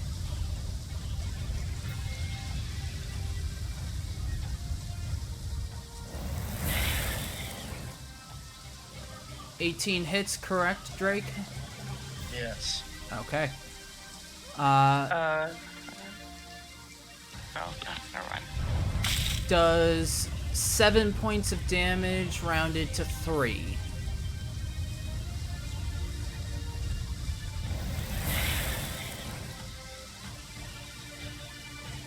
And then it's gonna look over to its buddy who's still trying to take the javelin out of the ground and just Utagash die. That's its turn, and now it's Bartholomew's turn. It said 7 points of Slashing 7 or points. piercing damage rounded down to 3 Why is it down to 3 if it was a 7? because you take Because half. you're raging? Oh yeah. Why did I forget that? It's one of the main things that I do. Alright, let me see, what does Bartholomew do? Something epic, perhaps? You know, we'll see what he has. 5, 10. Seeing that there is a orc right next to Rilana is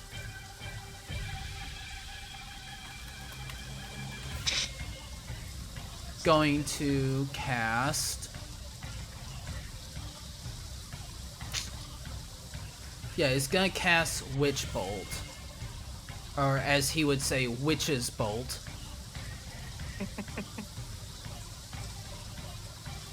Cast, and let's see if this hits. Definitely hits, so it does 3 points of lightning damage to this orc. And is now concentrating on Witch's Bolt. And then he's gonna go back into the trees as a way to kind of cover himself so the orc doesn't find him and hit him. Thanks, Birdie. I can't do Bartholomew's voice, unfortunately. that feels a little bit wrong.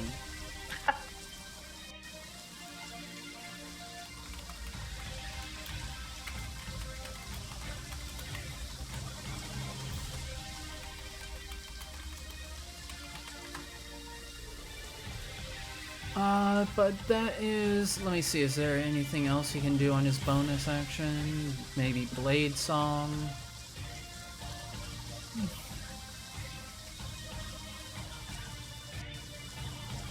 You know what? He is going to Blade Song. And is going to increase his AC by 2, his walking speed by 10, and his +2. Oh, it's actually a con saving throw for concentration, so I'll keep that in mind from now on, but he has a +2 to that as well. And that is going to be his turn. It is orc number 4. 14. Let's see. 5, 10, 15, 20, 25, 30. Bonus action is going to charge. 5, 10, 15, 25, 20. So it's going to Great Axe advantage against Cal. That's disgusting, mother. Natural 20. Fucking hell.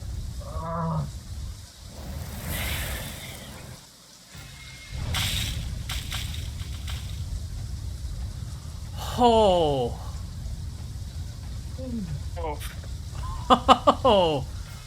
Okay. Jesus Christ. 25 points. Yeesh. And it is going to pass the turn to Darius.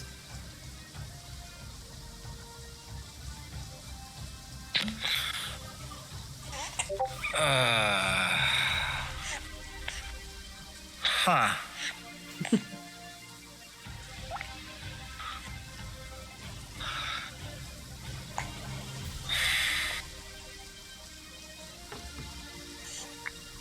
Well, I don't know what to do now.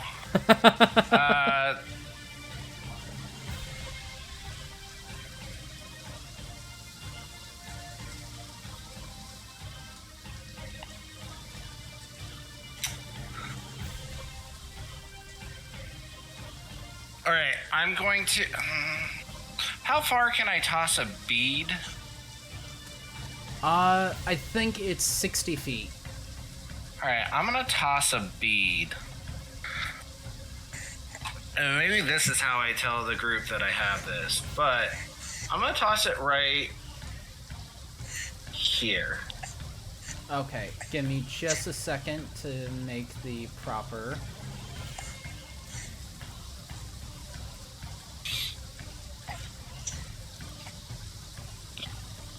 So you centered it right here? Yes. God dang. Okay. Go ahead and tell me the DC that it says for that. 15. So 15 Dex saving throw. Fail. So let me just move this to bottom. So Orc 12 failed. Orc 1 failed. Orc 4 succeeds. And then the Anchorite of Talos. So 2 orcs failed, 1 orc succeeds. I don't think it's going to matter either way. And then Anchorite of Talos succeeds as well. Bitch. So go ahead and roll. How many beads are you throwing? Just one. Just one? Go ahead and roll 8d6. Counter. You guys all watch as Darius takes out a necklace and plucks a bead off of it. And then just chucks it towards those orcs over there. And as soon as the bead hits the ground, all of a sudden a explosion, a fireball erupts from where the bead touches and just fills the area with fire, steam erupting as rain falls into the intensely hot eruption that has happened. So this orc, dead. This orc, dead. This orc, also dead. And this orc takes, or this half orc,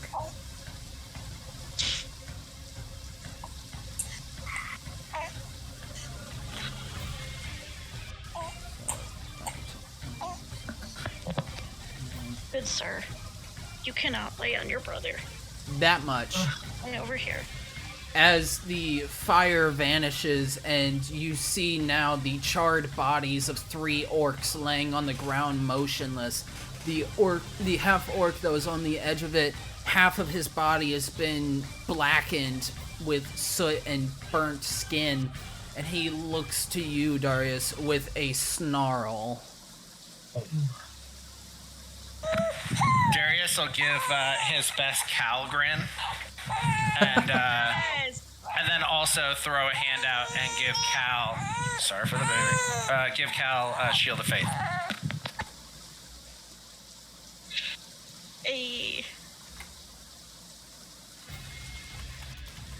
Alright, Shield of Faith, so you got a +2 to your AC.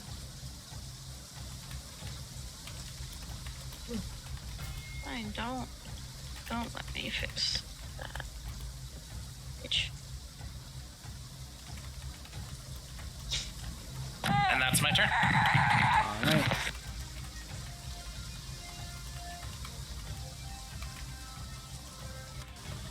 Alright, give me just a second. If only I could have gone first and lit all of them up, but no. I mean, I got rid of some with the lightning breath. Oh, you did well with that lightning breath.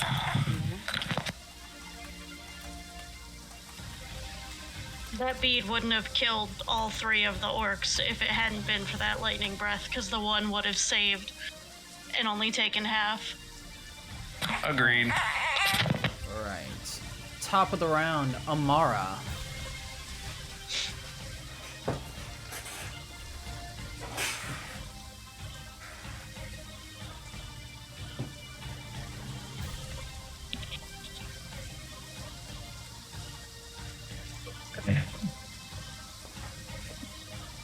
Sorry, as of mute. I feel bad because Milo just saved my life. But I'm going to move over here. And let me just stand to that so I can see what I'm doing. And what does these do again?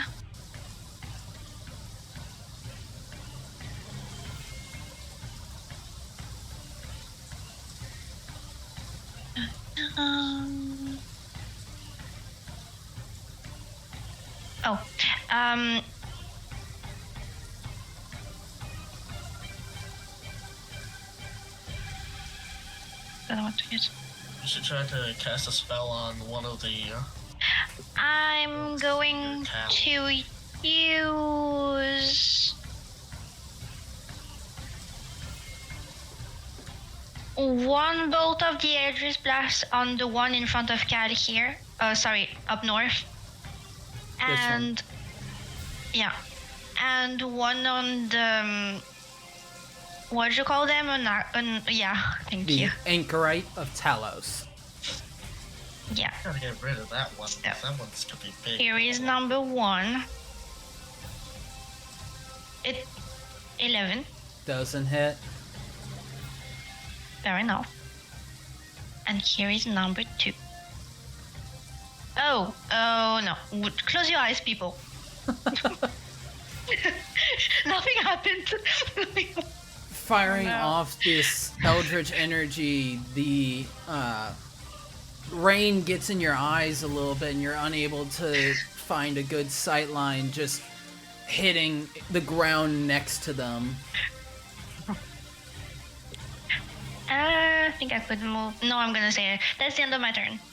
End of your turn. Alright. Drake, it is your turn. You're surrounded. I'm going to attack this one right here with Reckless Attack and the Okay. Dragon Slayer Longsword. So I can at least make it a flat roll. Yes. Or it's not at disadvantage. You have advantage if you reckless. Alright. I'm still going to do it.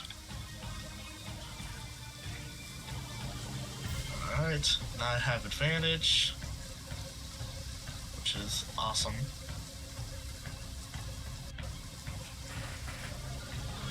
Nat 20! Okay. Wow. Go ahead and crit your damage.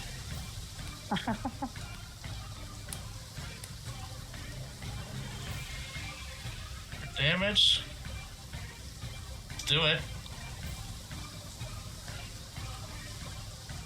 15. Pretty sure added some because I'm raging.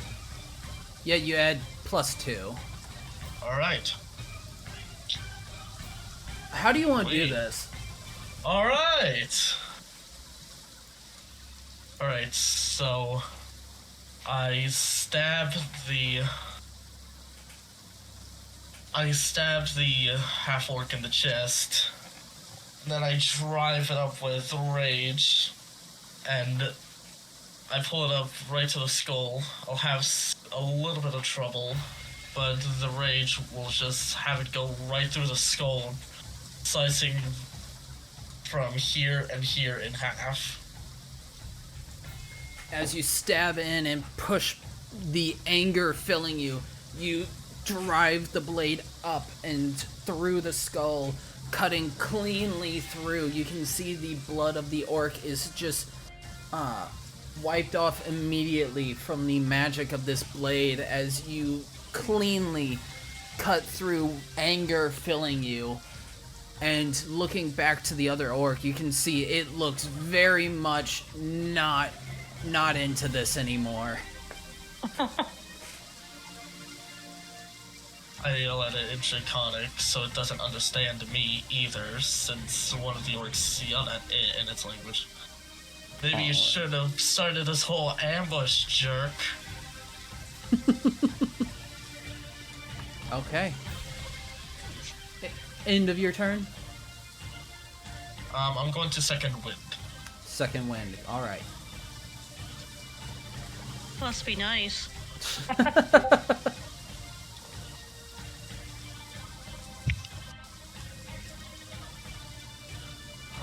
1d10 plus 3.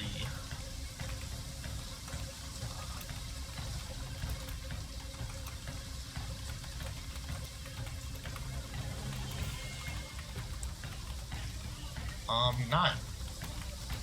Alright. Back to full health.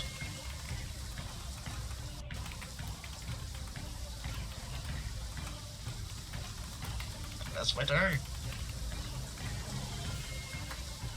Alright. End of your turn. It is now Milo's turn. Alright, so what I'm gonna do is, does this dude appear to be wearing metal armor? Which dude? The anchorite. The Anchorite Anchorite of Aloes. does not appear to be wearing any metal armor. Alright, and he appears to be a caster, correct? From what you just saw of him sending lightning towards the group, yes. Does his spell focus seem to be made out of metal? No. Okay. Then we're gonna have to play this a little differently than I intended. So I'm gonna do maybe 5, 10. No. Mitchell. I started there. No. Where was I? There. 5, 10, 20, or 15, 25. So I'm gonna stand there. And I am going to, let me look at my spell list.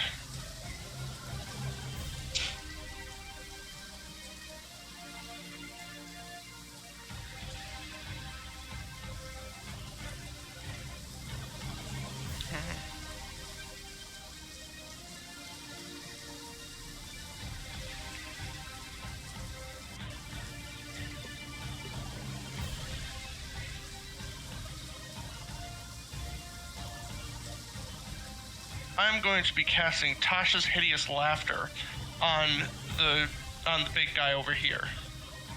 He's going to make a DC 15 Wisdom saving throw. DC 15 Wisdom saving throw coming right up. That is a fail. Okay, so let me post that in the chat.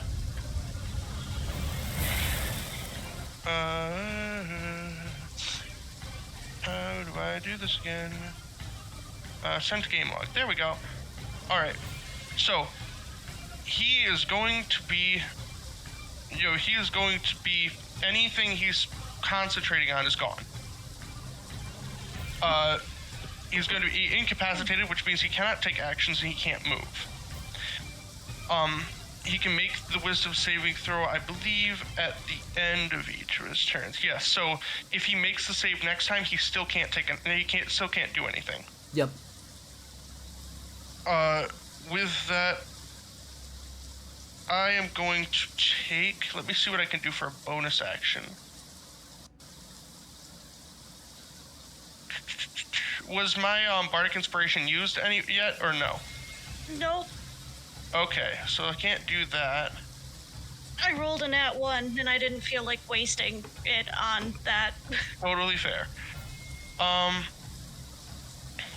Fuck it. I'm gonna double down Browntown. I'm gonna use unsettling words on him, so he's gonna get a negative 1d8 to his next saving throw. Got it. All right. Then I'm going to end my turn there. Okay, end of turn. It is Rilana. All right.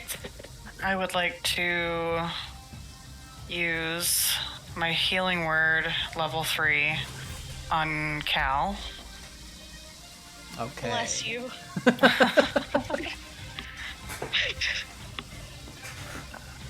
that go?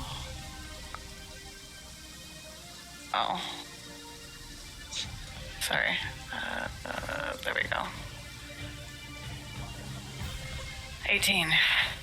Hell yeah. Ooh. Big heals. That makes me happy. Yeah. It makes Cal very happy too. She is no longer bleeding heavily. Right. And then I think I can hit the orc in front of me with my mace. Yeah. Yeah, you have advantage on that.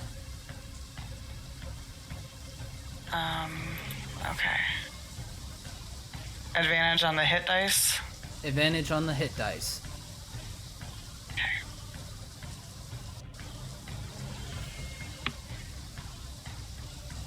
Hell yeah. Okay.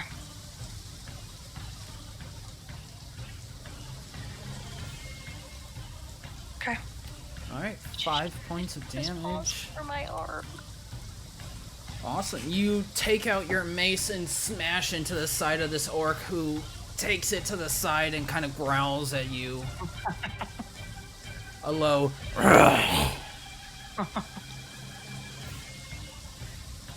End of your turn? Yep, that's my turn. Thank you. All right. Up next, this orc, being surrounded by Amara and Darius, is going to turn to Amara and is going to take a swing. Oh, you chicken. It hits. Yep. So, that hits Amara. I mean, yeah. You take 13 points of damage, Amara. Okay. Ooh. Points left. Don't worry, I'm still alive. Barely. Oh. Okay. Or are you leaving me now? Okay, I love you too, you little gremlin. Is that what Cal says to Amara? No, that's what Thank Bean God. says to her cat. He was snuggled to my side. Now he's making biscuits behind me in my blanket. Lovely. Sashi the cat had to leave. So Amara's now down to 2 hit points. I say that with a smile on my face, We can see. but the orc swings out and you're Amara, you turn just in time to see it come in and hit you in the side, cutting a significant portion before ripping the blade back out, heavily wounding you. And it looks down at you with a smile and a snarl. Cal, it is your turn. Bonus action, disengage. And then 5, 10, 15, 20, 25, 30.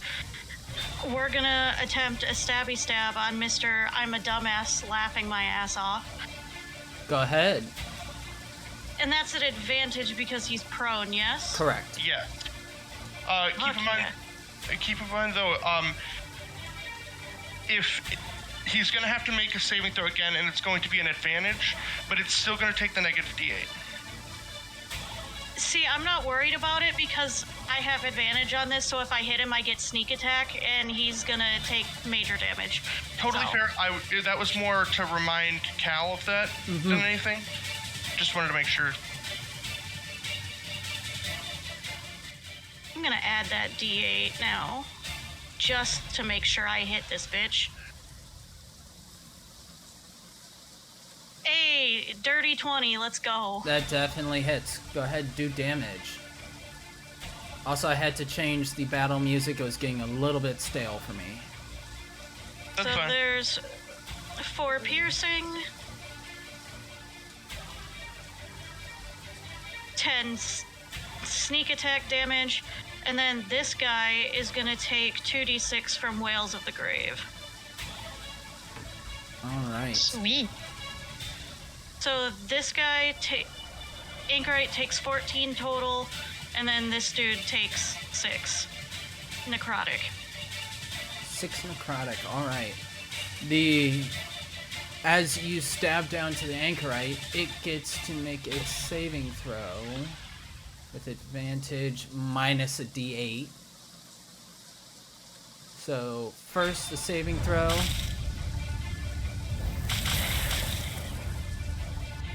Either way, it still fails.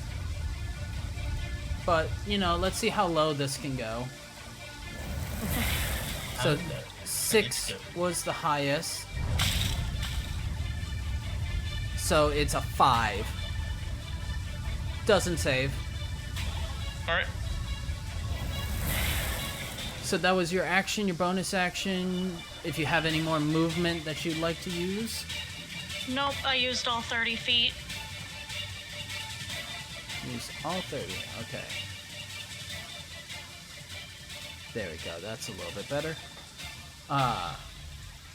Then up next, this orc right here is gonna take a swing at you, Drake. But is very much not He has advantage because I used reckless attack. Oh yeah, he does have advantage. Okay, let me... Still, even with the advantage, is unable to make the attack. Seeing his ally, who had not been wounded at all, just get carved in half, putting him off and making him almost take a step back, though he stands his ground for now. Next is the Anchorite. It's going to end its turn and make a saving throw. It does not have advantage, and it doesn't have the minus D8 on it now, does it?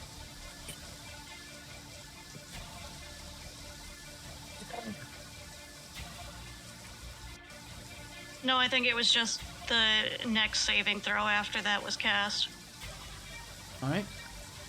So, let's see. He got a 15. Just enough, I think. I believe that is correct. Yeah. On the thing in the game log, it's a whiz 15. Just enough. Whiz 15. So he is still prone, but he is no longer laughing, and he instead snarls at Cal as his eyes lock onto her. But that's... She will just stare back with a cool expression, like, meh. Alright, next is this guy.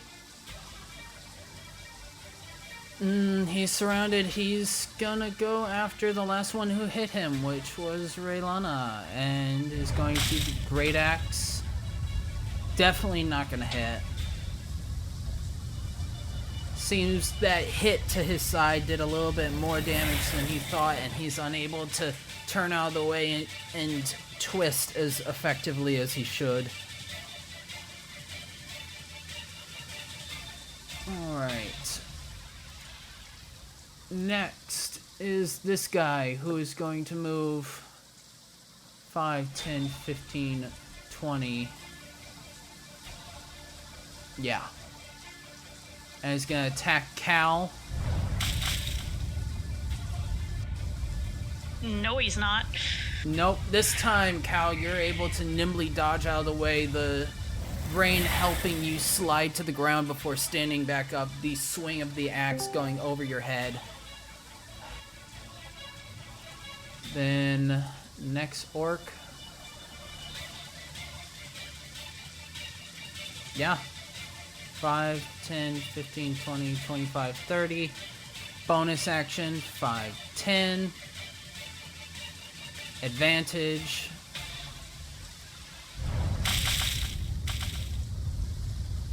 But still cannot hit. Is still... The orc swings out, but the lightning burns it, carved across his body from the dragon's breath, is still enough to cause him to wince in pain, and he's unable to land it effectively against you. Alright, now we go to Bartholomew, who is concentrating on Witch Bolt, is going to use the Witch Bolt as his action, or the Witch's Bolt. 1 point of damage, but all damage matters. So let's see, that was...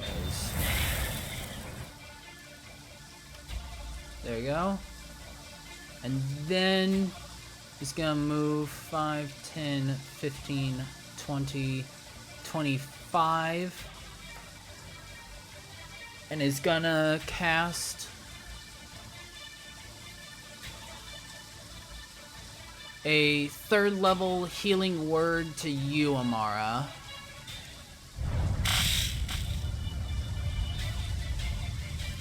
And he heals you for 9. Thank you.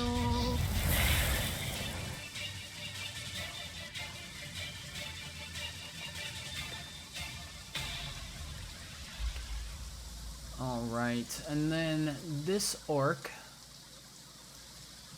is gonna go for Amara, and with advantage is gonna swing.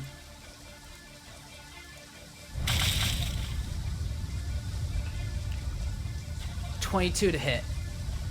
Yeah, it does. Just got killed though. And 10 points of damage. Lovely. Rude. Right? Oh, Hanging by a thread here, people. Oh, Hanging by a Bartholomew thread. is here. Bartholomew, Hey, you get to Ethan. join right in the middle of combat. Oh my god, I'm so sorry. My alarm didn't go off. oh no. It's Oh, fine. no. Yeah, you're completely fine. To the best I of feel us. awful. I feel awful. You're fine. You have to wake up so early for this anyway. It's fine. Yeah. Just to let you know, you've cast a Witch's Bolt on this one. I'm gonna mark it for... You know what? There. The one with the W, with the blue W, has been Witch Bolted. You're still concentrating on that, and you just healed Amara, though all of your healing was sent away as she just took 10 points of damage and is now at 1 hit point. Oof. Yeah. I'm still standing. Yeah. It's been a fun battle. Cal nearly went down very quickly. It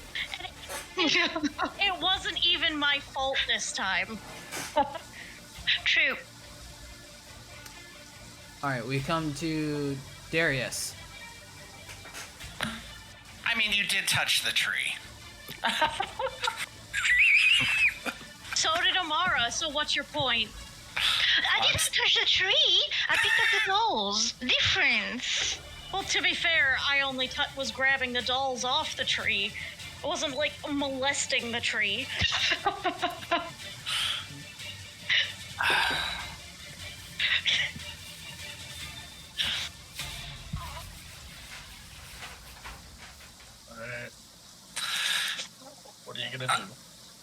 That's a great question, isn't it? Yeah. Heal or attack?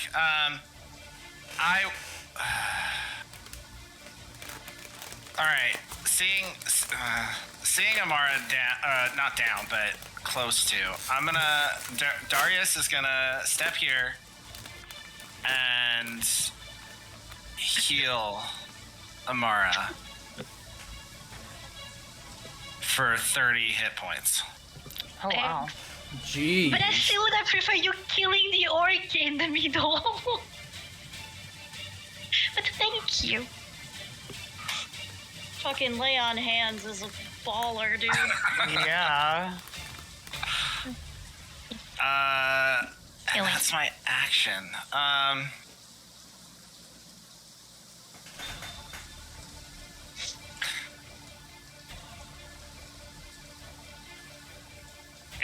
Lay on hands isn't a spell really, so I can still cast a bonus action Yes. spell.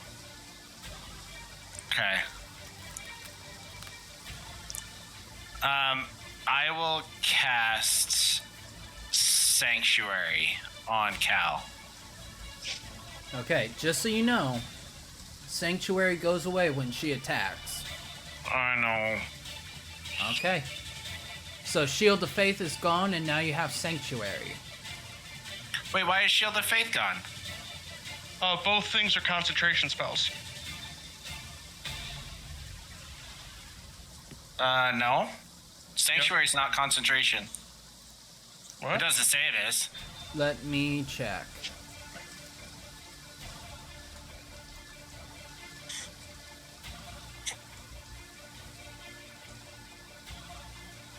He is right. Oh, yeah, no, you're right. My bad. Okay, yeah. Yeah, you have Sanctuary and you have Shield of Faith. So let me just add those to you. So you have SS. Love it.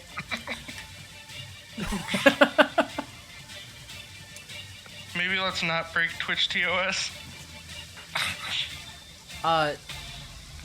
It's clearly for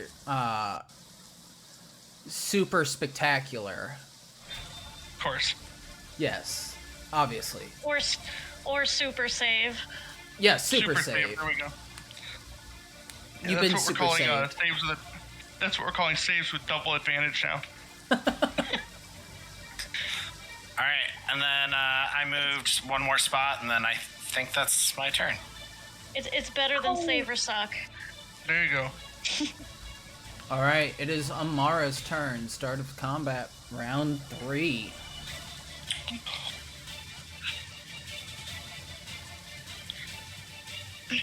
Darius, are you wearing an armor?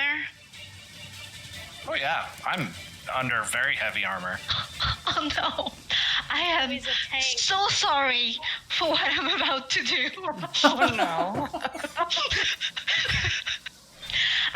To be honest, I thought you would move back where you were before for flanking and to protect yourself for what I have in mind. But you did not. Okay. I feel bad now. Don't feel No, bad. because you're wearing because you're wearing an armor, so you're gonna take double damage. I think. Wait, let me just read that. But Now I'm curious what spell this is. Right, me too. Thunder step. Oh Oh, yeah. oh no. It's such a good spell, but not when you have friends. Not when you have friends that wear armors. Okay, fine, I won't use it. But move for the next. For the next. So Noted. yeah, no. I didn't know. I was trying I'm- to just get in range so they can both attack I know. me instead of you. but I know. It's okay. It's okay. But instead, I'm going to use. Why not just normal Misty Step? Because I wanted the damage with it. That's fair. Oh, there was. What is it? Spirit Shroud? But he's also too close and is going to get affected by that. But that's okay. Instead, we're going to use. Where is it? That's gonna use one back slot, but that's okay. On the anchorite, whatever that thing is named, Right, Talos. I'm going to use Crown of Madness. I mean, I would like to. It's a 14 wisdom. By the way. 14 wisdom saving throw. It is. 21. Oh. Fine. Okay, I guess. I suppose it's okay. Bonus action.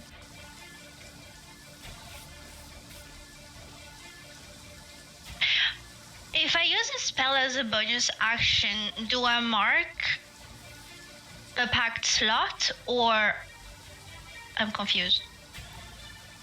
If you use, what spell are you wanting to use as a bonus action? Also, Crown of Madness.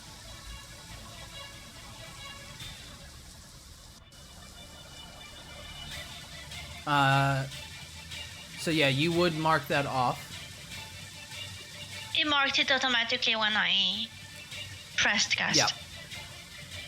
It marks it automatically for you. Which spell are you wanting to do? But because you see, as a bonus action, I mean as a spell, I have Misty Step and I have Spirit Shroud. If I wanted to use one of them, would it mark one of my pack slot, or is it like a side?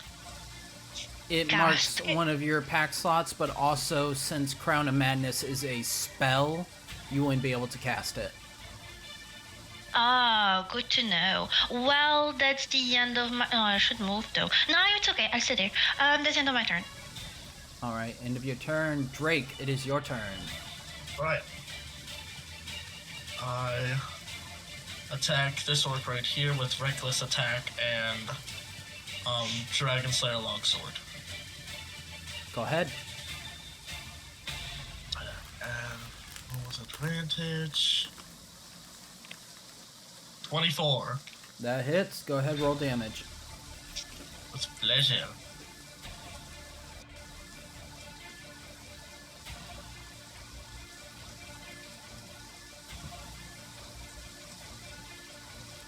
Ten points of damage.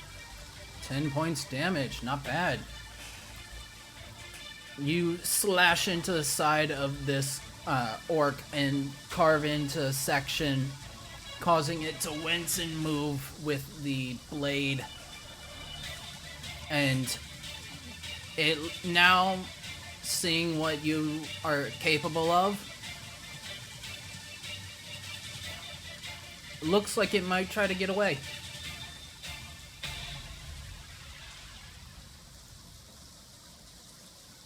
Anything else you'd like to do? There's nothing else I really can do, and I'm not moving away because it's gonna try to move away first. So I'm standing my ground, ready for an opportunity attack if this thing tries to run. All right. Does a raging Drake know how to run away? No. All right. Milo, it is your turn. Okay. So this is going to be a fun turn. So Milo's going to move to here. Milo's going to touch Cal, put like a hand on their shoulder. Well, we're going to have a good time. My character's going to port her back to here. Bruh. And then my character is going to upcast Thunderwave to 3rd level. It's going to hit all 3 of them. Basically, it's going to hit anything within a 15-foot radius of me, which is just these 3 people. Yep. She will be swearing the entire time once she teleports. Quick But in, quick but question. in Infernal. No disengage away from the orc, correct? Correct, but the idea is to knock them away so he can just... Because the thing is, at this point, he's used all of his movement and his bonus action. He's about to use his action, so he can't get away. So the orc is gonna take a swing at you as you run away. Okay, yep, Yeah, that's fine. The orc that was right next to you whenever you ran. That's fine. A 17 to hit, That hits. dealing 10 points of damage with its great axe. Yep, I'll put that on my sheet. Ow. Yeah, Milo is very unhappy at this point. So, did I put the spell in chat? I did not. Let me do that right now. So we can reference it. Send to game log. So, how this is going to work is they all need to make a DC 15 con save. Con save, alright. And I will roll the damage while that's going on. Fail. Alright. Success.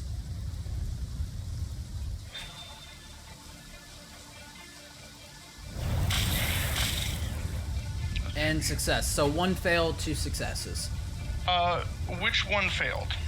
Okay, it's one of the normal orcs. Fun. Alright, then I'm gonna be rolling that. So everyone the one that failed takes 16, the rest take 8. Okay, so this one. I'm pretty sure that orc that didn't save gets knocked back to like 10 feet. I'm pretty sure. Orc that Yeah, didn't it's- save is dead. Its corpse gets knocked back 10 feet Yeah. Alright. as Yeah, it it's is blown away. And this one takes 8.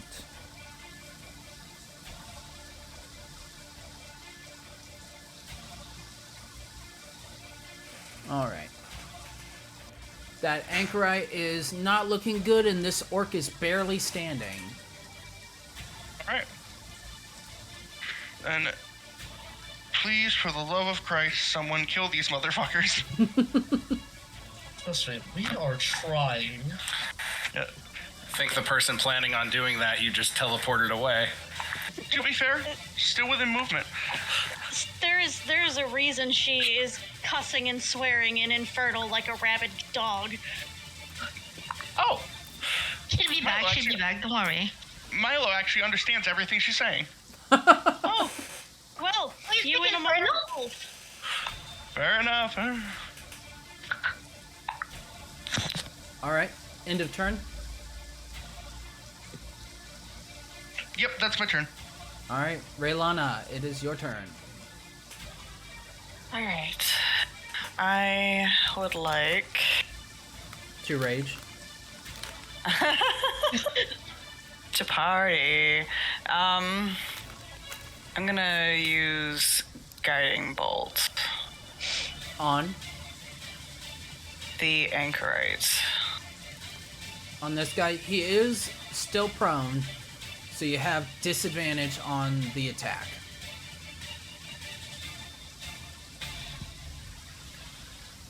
Also, just a warning, if you kill him before Cal can, she is gonna be so fucking pissed. Fair enough. Oh, wait. Something was misdone. What was misdone? What?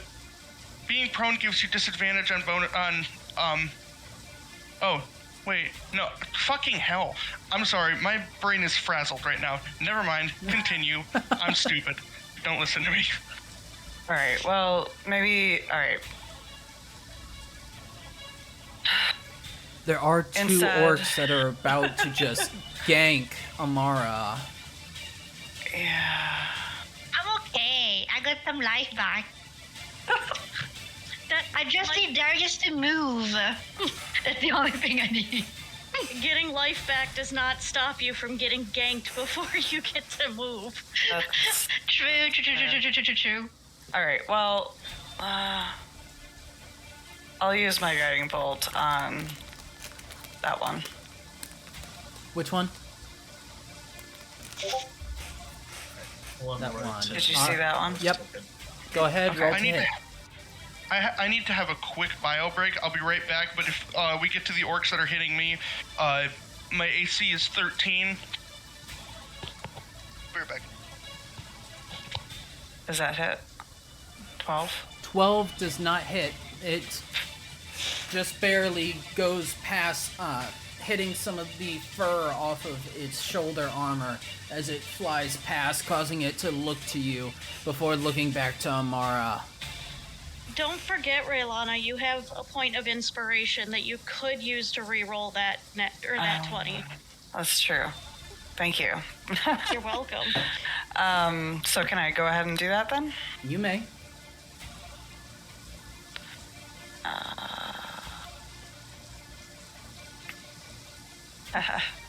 Hey! Hey. Oh, At 20. there you go. Go ahead and roll your damage. Right click it and hit crit. Thank you.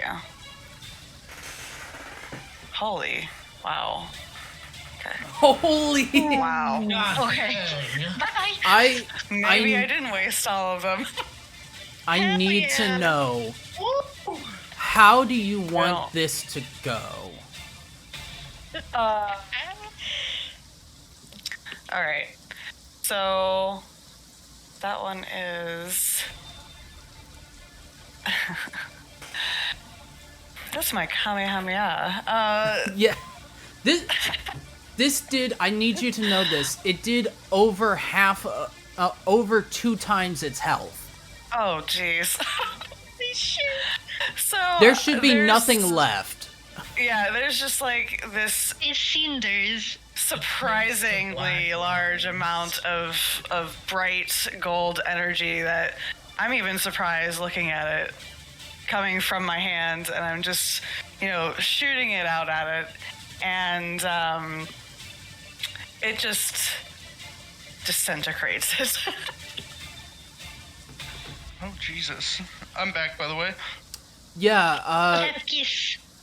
Chef's kiss, indeed. God damn. And I'm just like, what the heck just happened? That's never happened to me before. I'll take it.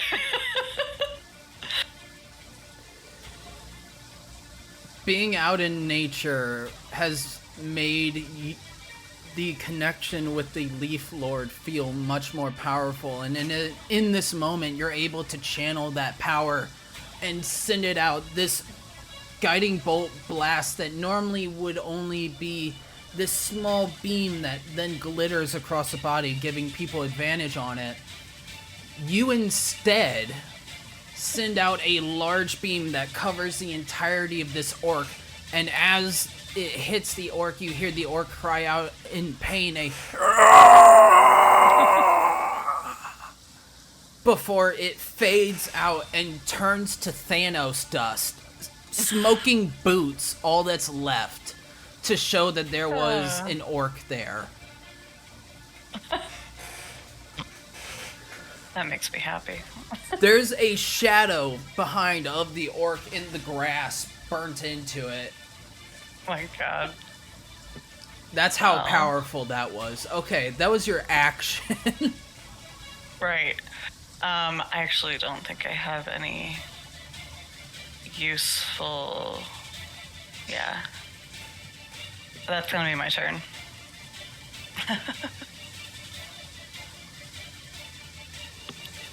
Alright. It is Cal's turn. So she is finally going to give up her cursing and 25, 30. And we're gonna stab the shit out of this bitch. Alright, still got advantage because he's still prone.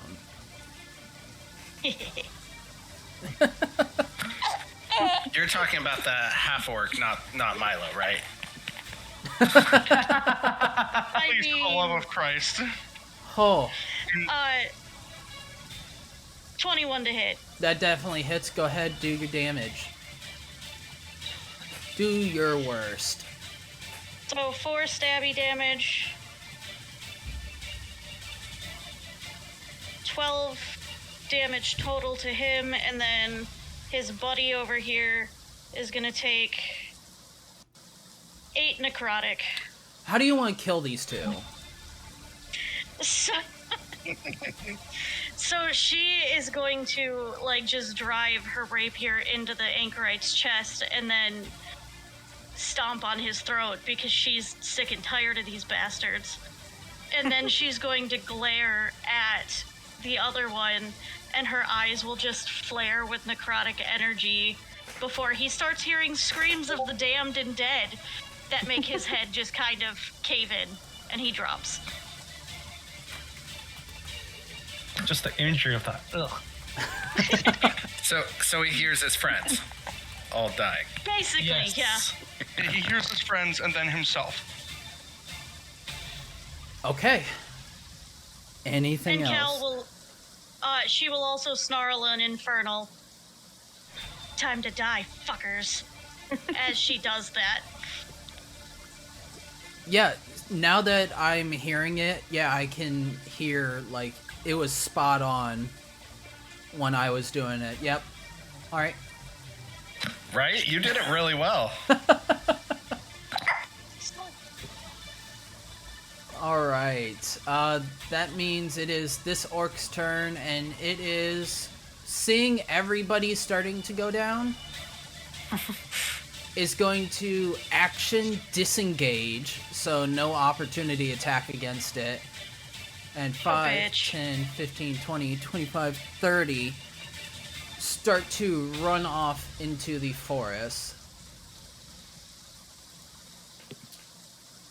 This one is already too deep and is too angry. Yeah, it's gonna take a hit at Raylana. Okay. Doesn't hit. Things are not going well for this group. Bartholomew, it is your turn. Yay. I'm going to cast Witch's Bolt at the same level as you did, which was which level? Sorry? First level. First level. No worries. Rolling for damage.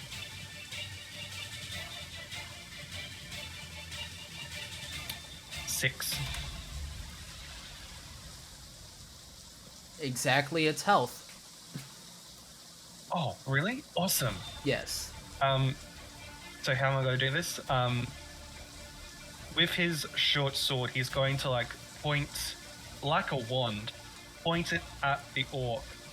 Arc of electricity just travels through Bartholomew's arm, through the sword, and just like straight into the middle of his head.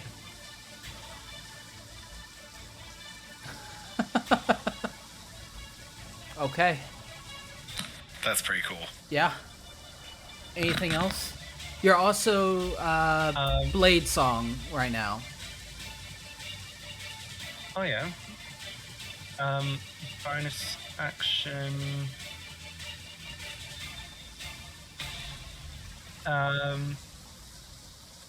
I guess I will cast.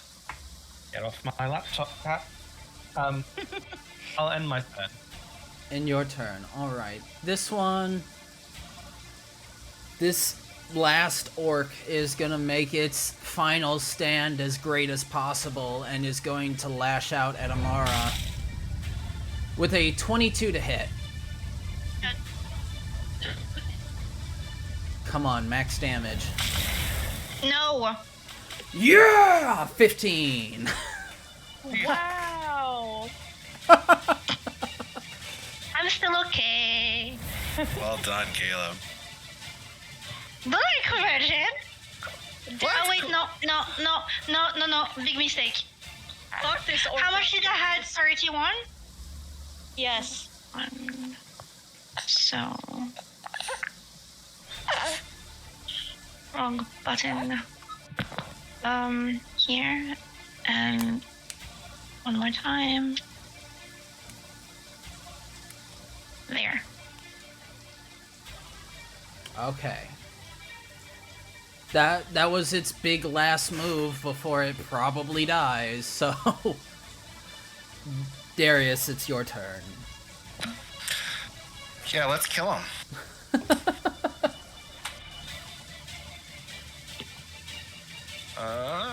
Let me get to the button. All right. Also, Sanctuary on Cal is gone.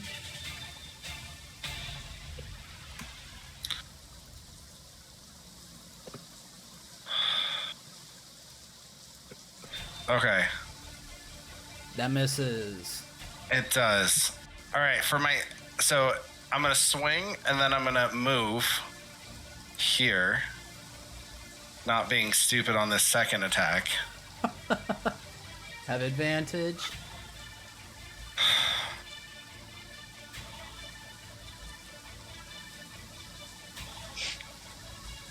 There we go. Okay.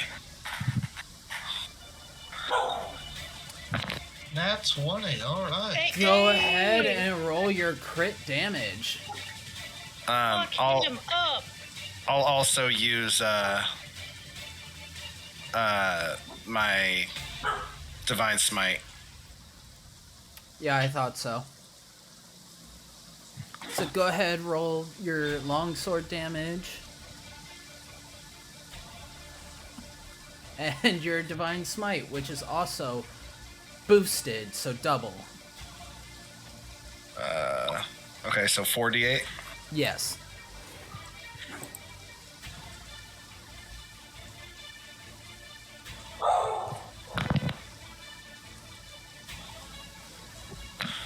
Well, if that doesn't kill him, I don't know what would. How do you want to do that? Oh my god. I mean, I would like to kind of, let's say, fake swing just to distract him, and then sneak around back like I've seen Cal do, and then just bring my sword straight down onto his, like, I would say helmet, just trying to make connection, and then slicing into it, and then having like this divine pillar just like crush him into two. All right. As you fake him out and then sneak up behind, even in your metal armor, the sound of thunder is covering the sound of your armor clanking, and it doesn't notice until it feels the top of its helmet beginning to split.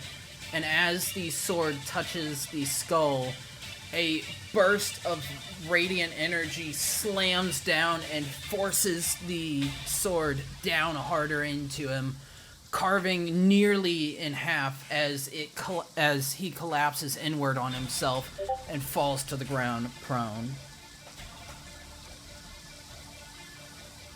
Let me kill the last orc. Let me kill the one that's running away. But that orc is down. Is that the end of your turn? Yeah, that'll do it. That'll just about do it.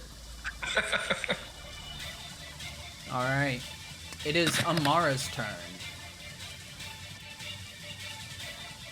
So I counted in advance. Movement plus Misty Step, so I will need to mark that down. Mm-hmm. Well, wait.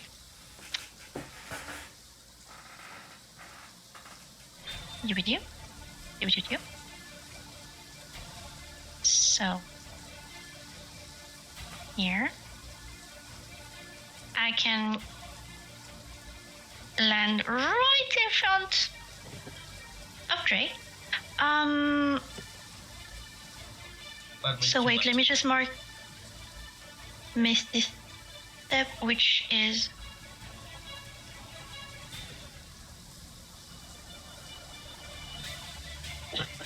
here.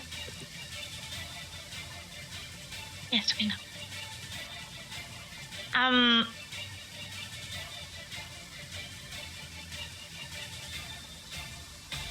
You see it? Yeah, perfect. There you go. There you go, Drake. That's the end of my turn. All right. It is Alright. Drake's turn. Get him. Get him, Reckless buddy. attack. Sick him. It would be so funny if this reckless attack doesn't go through. God damn it, Caleb.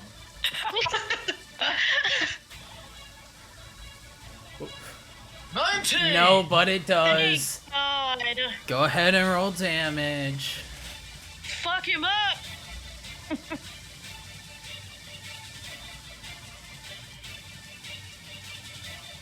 Nine, and I'm pretty sure that there's something that I can add more damage to. Doesn't really need to because it goes down.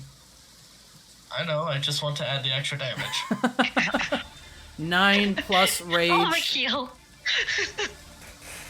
So 11. And then Your Path of the Zealot, I think, adds some damage as well. It adds a d6 that's +1. Alright, so go ahead and add that damage to... Damn. So yeah, So 17 total. how do you want to There do we this? go. Yeah. So as I find out that this orc is running away despite its ambush, or just trying to kill the entire party, I run up and I jump right over the orc, ending up on the other side as it tries to run farther into the woods. It bumps right into me, and I make a clean slash right through it, going to the other side, with its back turned to me and my back turned to him. And then divine energy from the divine fury makes it explode, leaving nothing but blood and dust.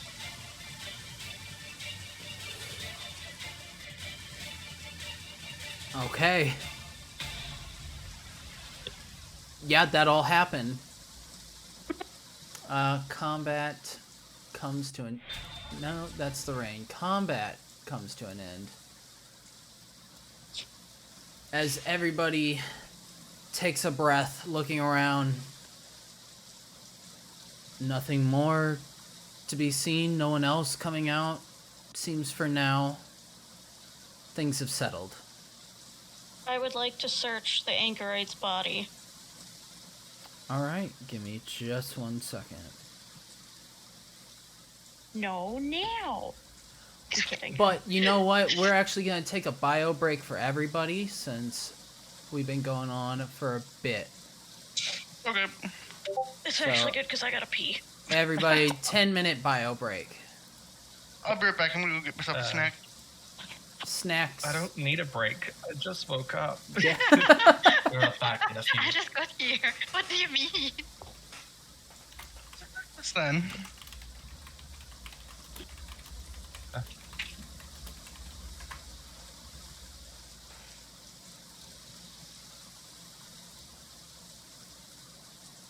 I'll have to watch the beginning until up to now. It's been pretty fun.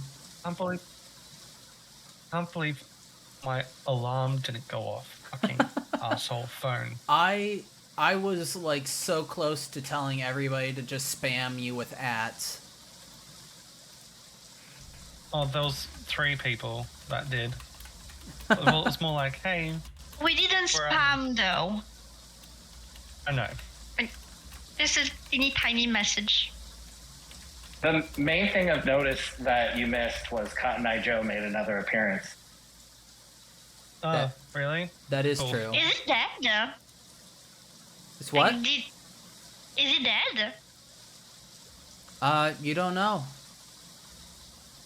Oh. You don't know where he came from or where did he go.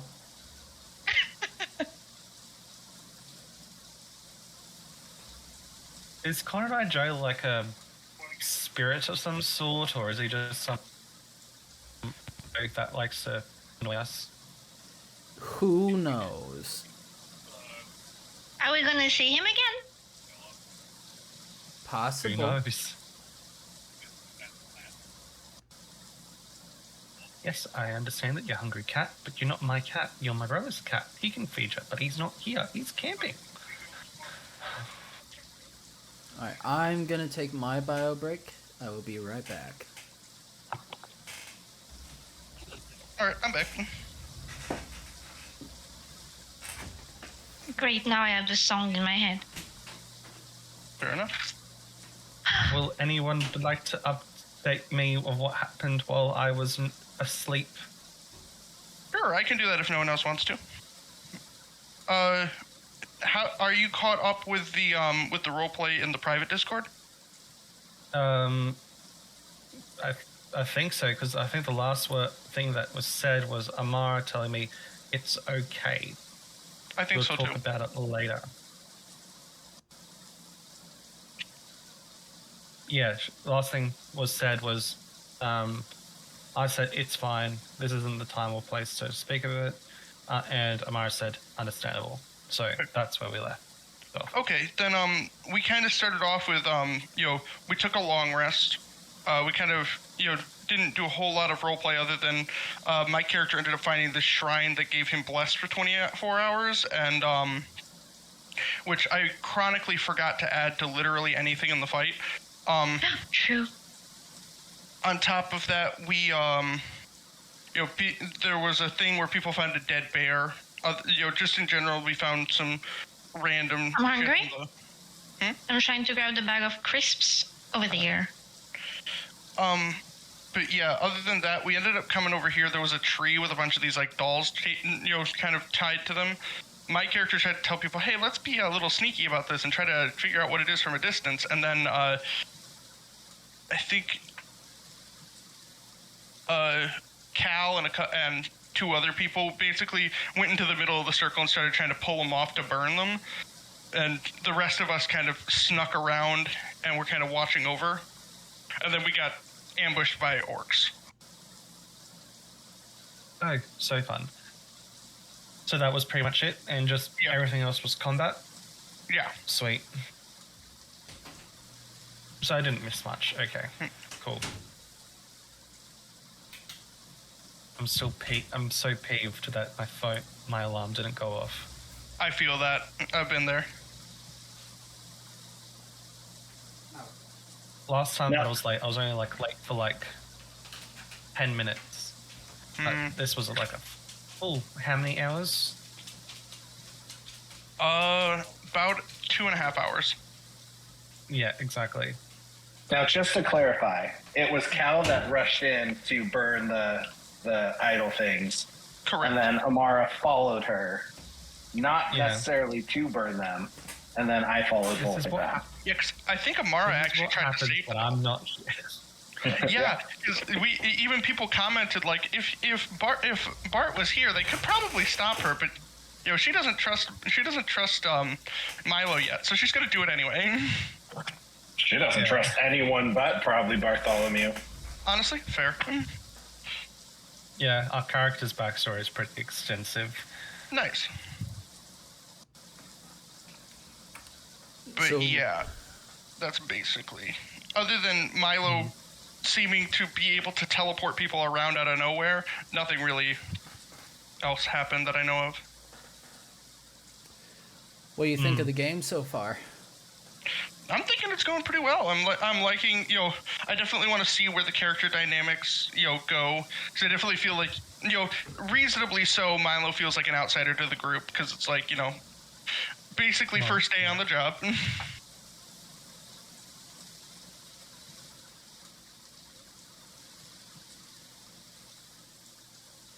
But yeah, it's fun to play a not abrasive character for once. Yeah, no I man. would say, I will say the second that combat ends, Cal will glare at you lightly and growl, "Next time, warn me before you send me across the damn field."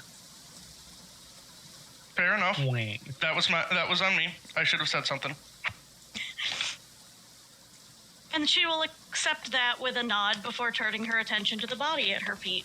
Fair enough. And I know we're not starting back up yet, but once we do, Milo's gonna go around and just start, basically looting bodies. Okay. Yeah, unless someone stops him, he's gonna be taking every fucking great axe on these bodies and anything of worth. There's one less great axe because of someone kamehamehaing one of the orcs just into dust. That was That's exciting. But yeah, just, probably after we start, if I could just get a list of the things that, that... Don't be shy about it. That was talking to Rolanda.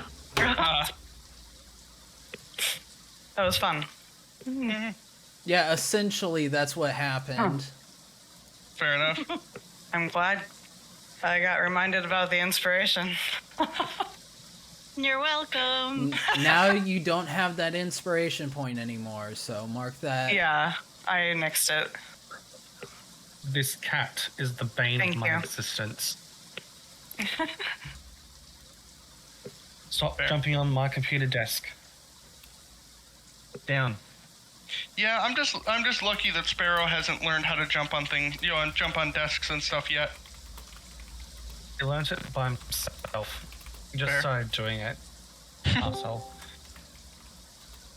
He's not even my cat. He's my sister-in-law's cat. Hmm. And yet I'm the one looking after him. Anyway, that's a conversation for another day. Fair enough. I'm so used to being on call without a camera, so I'm just doing weird nonsense. This break's going on, and it's like, hey, Mitchell, sit the fuck down. I mean, if I'm not on camera, then I'm just walking around. But the minute the camera's on, I'm like, I have to focus. Fair. The tism is strong with this one. Mm.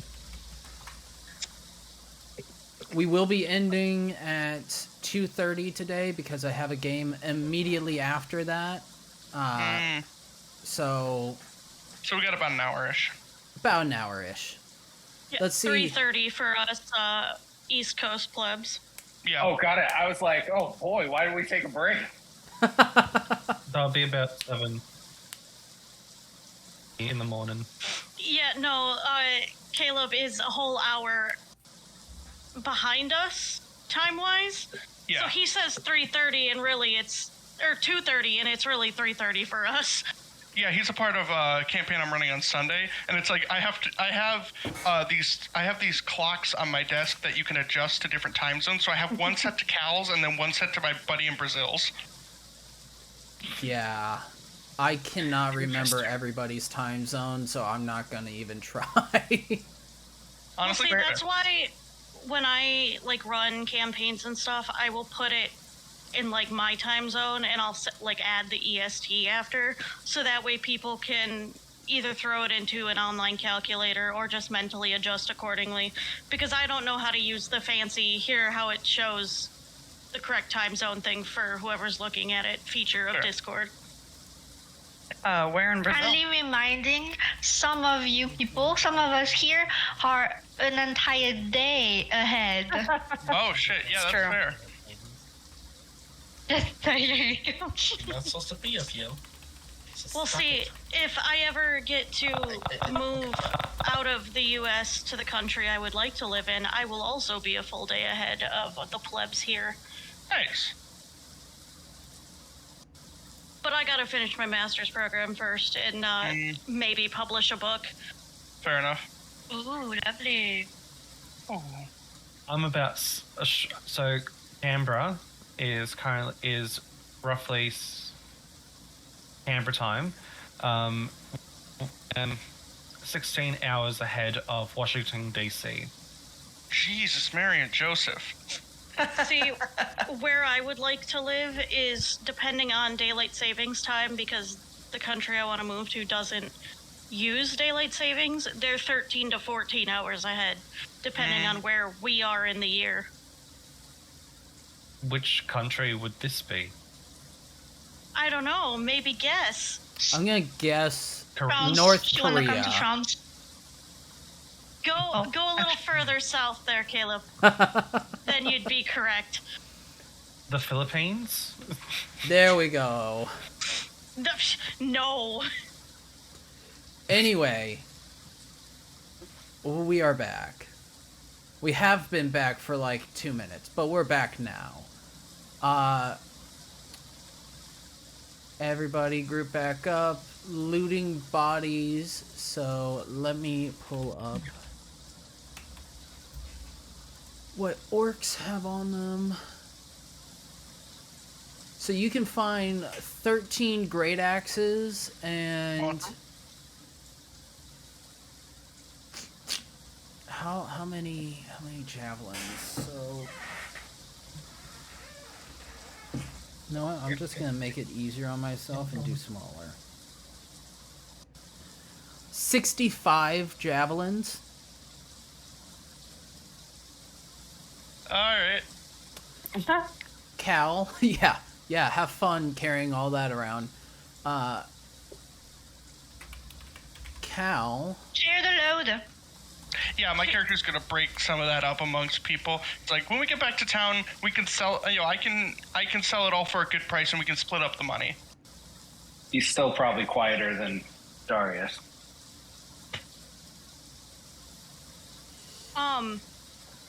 I am like, my plan is to look for any like thing that could tell us whether they've completed their summoning or not, or like if this dude was at all involved in it. I'm not necessarily looking for loot or anything. I'm just trying to investigate the anchorite, I guess, if that makes sense. Wait.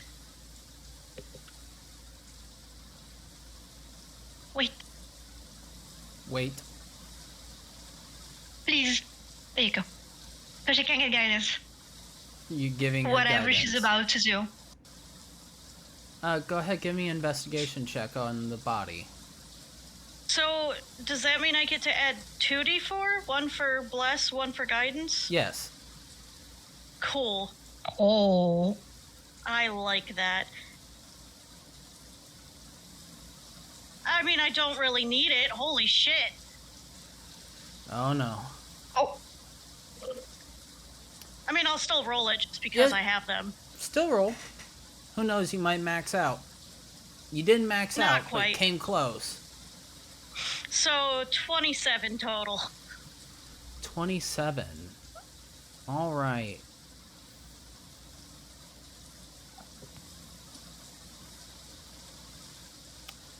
You find on the body of this anchorite another set of gauntlets. The boar gauntlets that the other anchorites you found had been wearing. You also Hell yeah. find a scrap piece of paper in its in the folds of its hide armor that is written in common this time. Yay! And you can read now too, which is pretty cool. We'll see if this is too complicated for me or not. Sorry, I got distracted. What's going on right now?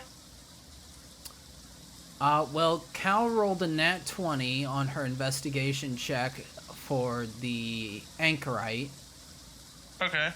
And she found a piece of paper that has some common written on it that she can now finally read. Oh, okay. At least most Hey. of, because her character couldn't read before. But, you know, she has a patient boyfriend now who taught her the basics, so... Fair enough. Bartholomew did offer to her to read, but she was like, nah, it's fine. Well, Either way, it's good practice even if you struggle through it. the only reason she didn't take Barty up on it was because that she didn't feel like they had any downtime, and then when Lucis offered, it was just kind of a, well, I mean, we're not leaving, so I guess now's as good a time as any. Excuses, but okay. Listen, she's gonna feel incredibly guilty when she realizes, like, when she thinks about the fact that she promised Barty that she'd let him teach her. Is she gonna fake not read or not being able to read? Oh no, I'll take the she's draconian. she's too excited that she can make out most of what it says. She's gonna attempt to read it herself. And attempting to read it, you read two names, Flynn's and Naruk's. You don't know who this could be, but then you see also the word Gorthok, the Thunderboar. And you see sacrifice more powerful.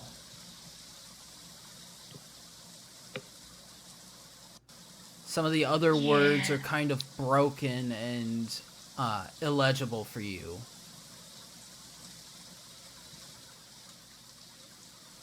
She will frown at the paper and look to Amara, who is closest to her, and say, in Infernal, because she's still kind of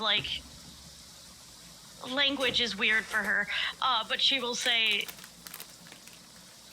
this does not sound like good news. And she'll just pass the paper over to Amara, who will look over it. You see these same notes, but you also see a little bit more saying, we will enhance the power of the boar, make it more powerful. Talos will guide us. Right, that is not good. I'm confused. I thought this was the last time we would hear about A gigantic boar that with a head storm on- god thingy.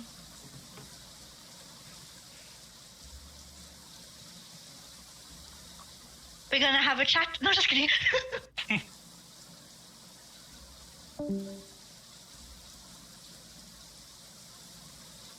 How's the tree? Is it burned after the pearl that was thrown? It was burned before, it's even more charred now. And the Did that little mean- voodoo doll thingy? Yeah, I was gonna say, did the fireball also burn the rest of the dolls? Yes. Oh, I mean fair. Fair.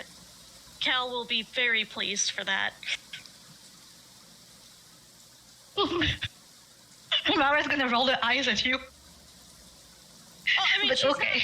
she's not gonna bring it up, but or say anything, but she is pleased inside that the dolls are now burned.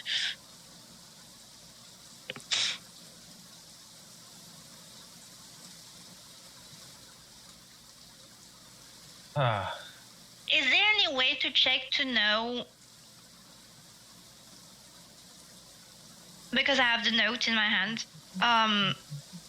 Is there a check to know if I could know? What? Is there a check to know if I can know? About links and whatever.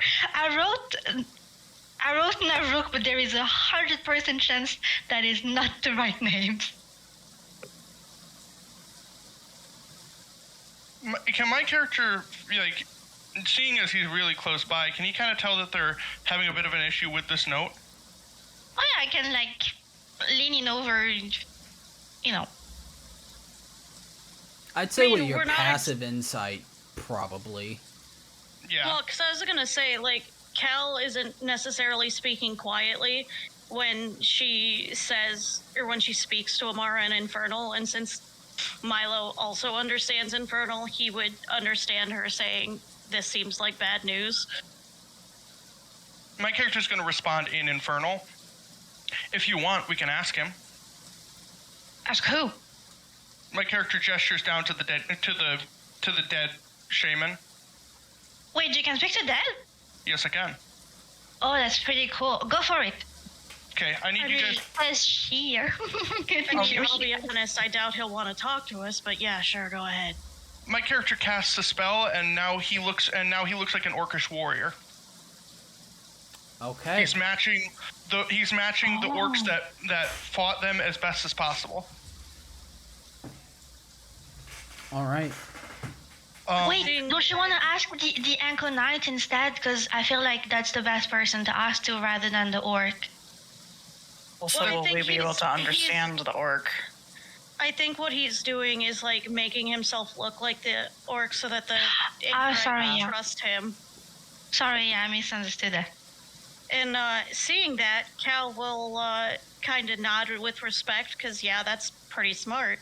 And she will scamper away so that she is not seen by said dead anchorite because she was the one who killed it and she figures that it's not going to want to talk if she's right there. All right, my character is going to. He doesn't have any way to avoid this. His hands are going to flare with like this amber power as the smells of like, fresh flowers and the sound of, leaves scattering through the breeze ring out. He enchants this body as it comes, as it starts to float again. My character looks down. Does this body seem like it wants to speak to me? Roll a persuasion check. Bet. Keep in mind, do I have, knowing that I physically can't roll lower than an unnatural 20, do you still want me to roll? Yes. DC set at 30. 30? I look like an orc. You look like an orc, but also, like... Actually, no, the DC's set at 25. 25? Alright, then I can... Add the D4. I have Bless already for 24 hours. So, oh yeah, you're adding guidance as well, so I can just... Yeah. Okay, yeah. My character would give a quick nod, and thanks. Before... Let me roll... That to do. Where is my character sheet? There is my character sheet. Alright, so, firstly... Let's see what I roll. Alright, that's a nat 20. Wow. I should have just left it at 30. Alright, does he seem like he wants to talk to me? Yeah, he very eagerly wants to talk to you right now. Okay. If a dead guy could seem eager, this is what eagerness looks like. Firstly, I need to know because the thing is, Milo would know, but Mitchell's very stupid. What should I be asking this man? Like, what do we need to know? Because, again, Milo would know from just listening to the conversation we had with the Centaur that, we didn't roleplay out, listening to the party members, if nothing else, he has a really good insight. What would be, some good questions to ask him? Where is the summoning? How far along is it? Okay. How do we get there? Can it be stopped? All right. Stuff like that. How can it be stopped? my character, in a very gruff voice, he's still using common, but a very gruff voice, speaks. Where is the summoning happening? The corpse of this anchorite, Yargruz, slowly lifts and points deeper into the forest. Overhead, you can see that you're getting closer towards the center of this storm. And it says in common as well, they go this way.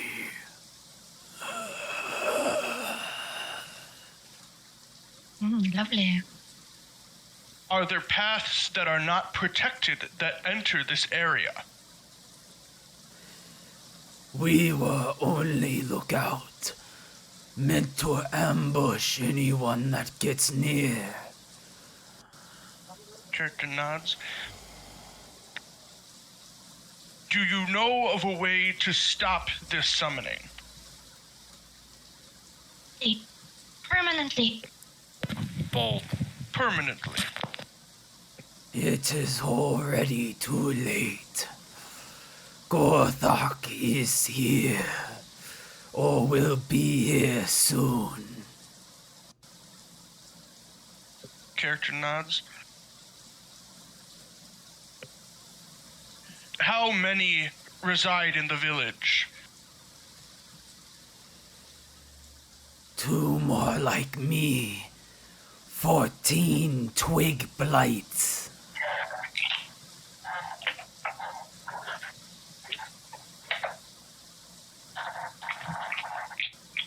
Are there more ambushes along the way? Only ambush was us. We do not have orcs to spare after man's burned down. Then return to your god spirit. My character lets go of the spell. The last of the air comes out of its throat in a ragged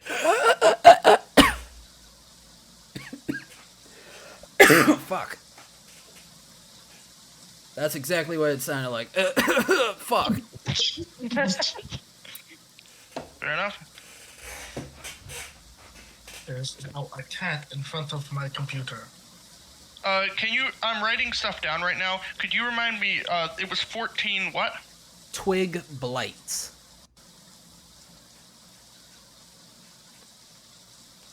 Okay, 14 twig blights. And that's all he said for when I asked how many people were in the village? For how many people were at the circle, yes. Okay. And then he said there was no way to stop it, and that there was no more ambushes. Yes.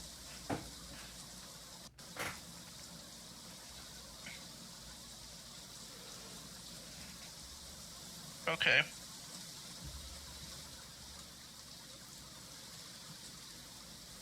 Alright, my character is going to drop his illusion before turning back to the party. That village is at the eye of the storm. I don't know if we can get to it tonight, but we damn well should try. He seems to think that it's already too late to really stop that summoning. Probably that there's not a whole lot of time left on it, or it's already done. There's about 14 of these things called twig blights. I'm not familiar with them. And this was the only ambush they really had along the way. I'm pretty sure they figured that many orcs was going to stop anyone that came to stop them. Would Bartholomew know what a twig blight is? No, I don't know. You can go ahead and roll a nature check.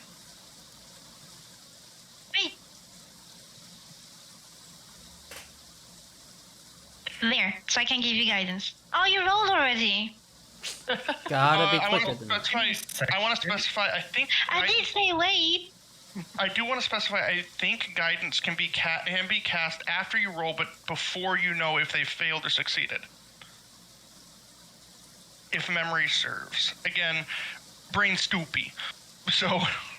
I will allow it. Typically, I'd like it before you roll, so that we are all on the same page, but I will allow a guidance.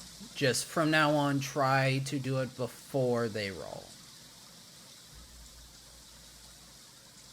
Thanks. Okay, so guidance is a D4, correct? Yep. Yeah.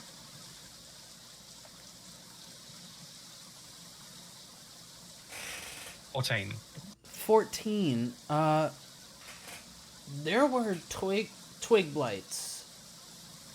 And now that you think about it, back at the manse, at the place where your friend Cal firebombed a bunch of things, there was a bunch of creatures that came out of wood that seemed to be made of plants. And now you're thinking there's a bunch of these plant monsters waiting for you at the summoning circle.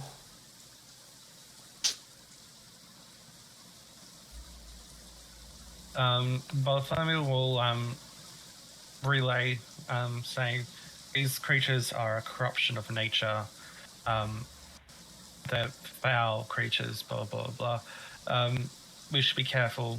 They're pretty thorny.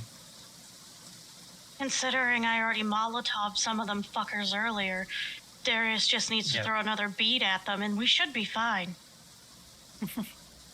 Those are very useful, by the way. Yeah. How many of those beads do you have left, though? My character would say, looking at him.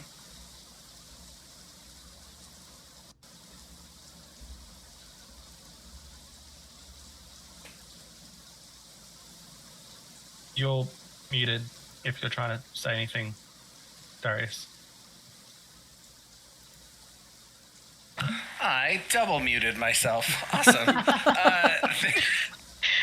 There are 4 beads on that necklace left.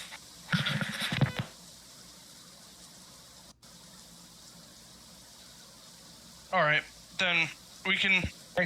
Get going. Yeah, we should get moving. Again, I don't think we'll make it there. I don't think we'll make it there beforehand. Can my character try to roll like survival or something to try to see if he can judge how far away it is? I'll allow that. Okay, there we go. So that's going to be a 14, and I'm going to add my bless to that. So that is going to be a 17. 17. Looking up at the storm and then cross-checking the distance between the center of the storm and the location of this possible campsite, you are able to see you got about another 10 or so miles before you'd make it there. You'd be able to make it there before, I'd say, 3 o'clock evening. It's hard to tell exactly what time it is considering it's so dark. We could probably make it there by the evening, but we wouldn't be doing too hot afterwards.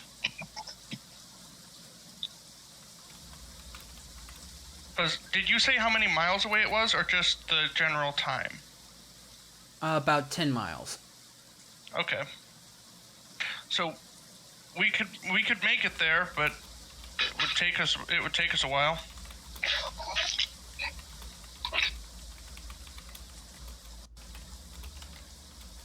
Don't know if we really have a choice. Yeah. Fair enough. Sounds like if we're gonna make a difference, we need to get there. All right. Even the baby agrees. He does. That's why I'm living on mute right now. I'll hold up the necklace with 4 beads on it. This doesn't have to live in my possession. No, it's okay. We keep it. Do we even know how you got it in the first place? Cal and Barty would, because we were in the room when he picked it up. Yep. Oh, from there. Okay. I forgot that. Cool. Well, Darius will hold it up to Cal. Cal? And he'll dangle it. She'll smirk and take it. If you're gonna offer it, then well, I'm not gonna say no. Just don't hit me with a fireball, please. Oh, Darius. Your lack of confidence in me is disappointing. I haven't hit anybody with a fireball yet. Wait. Just a Molotov cocktail, but that's okay. Small space with you hiding behind a door notwithstanding. That was not my fault. At least we didn't have to fight the damn Sturges again. Yeah. Uh-huh. Okay, let's get a marching. We don't have all day. Before we go, I think Ray might want to heal Amara because she's looking a little green around the gills. We could still make it. We could still make it there with in a decent time if we want to take an hour to, catch our breaths and the like, because that was a hell of a fight, and we're going to have an even worse fight ahead of us.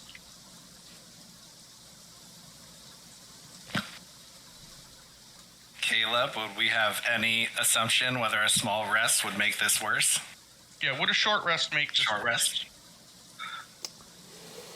Who's to know? Of course. I don't know. You would know. Caleb, you know. You always know. Not the DM you, but you, the person. It's hard to tell. Can my I'm character... willing to just give out a heal. Fair enough. Did you roll, by the way? Not yet. Okay. I'm just waiting on a decision to be made. Actually, as much as I hate to say it, a short rest would probably be a good idea because Amara would get her spell slots back. I do. Short rest, give them back. And Which is nice. that gives us a chance, like everybody, a chance to use hit dice to heal. Without wasting extra spell slots that we might need later on. Fair. Cal wouldn't think So you might not. Don't roll. Don't roll. If we're going to take a short rest, you don't need to roll. Alright. But yeah, because Cal could definitely use a couple of hit dice, so. Just in experience asking, is it only Amara that gets spell slots back by a short rest? Yes. Well, Yeah, because warlocks are of weird. the yeah. Warlocks are weird, and I think it's partially because they have so few spell slots that's the I only have 2. yeah. Oh, jeez. These are yeah, and I only have 2, but I have a very long list of spells as well, which is kind of like odd Yeah. when you think about it. the way warlocks work is that they have their spell slots are based on their pact and their level. So she's only got like 2 level 3 spell slots, but she could cast any one of her spells using those spell slots so long as she has them. But because she's limited by those spell slots, the balance to it is giving them back on a short rest rather than say like the sorcerer who has a fuck ton of spell slots who only gets them back on long rest. They have more to work with without the rest than a warlock does. Fun. Totally. All right. I would. Okay, so I'm assuming it's a short rest. You guys may take a short rest. Heal up how much you want to heal up. Wait. I have a thing that I can do. Oh. I'm going to be using Song of Rest as well. Oh. So you guys are gonna get extra. Yeah, you guys can each add an extra 1d6 without using anything extra. And then I will be doing that too. So my character's just, playing some tunes on his violin. 1d6 per hit die or just 1d6 in general? Per hit die. It's a bit of a bummer that when we do get into the battle, I won't be able to use the super strong version. What? So I used all 3 of the charges in that one strong hit. Yep. But I'll at least get Accent Surge and my Dragon Breath back, so that's pretty neat.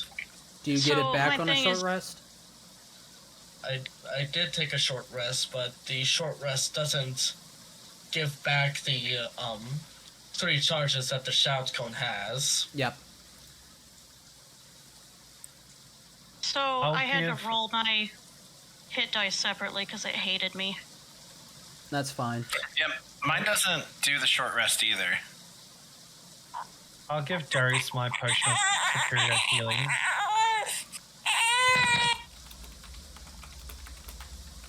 There we go. Did I that like it work? better. Wait, you're just handing me a potion of superior healing?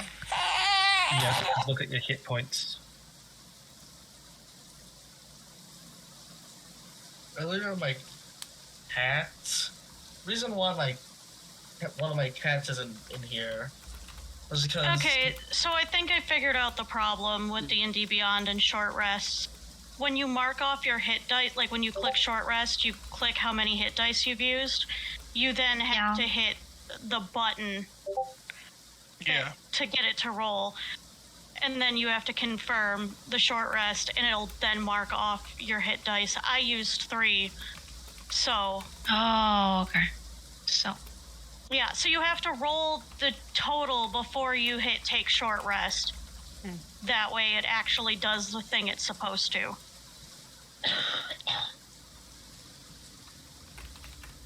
How much At is least Pat at I think.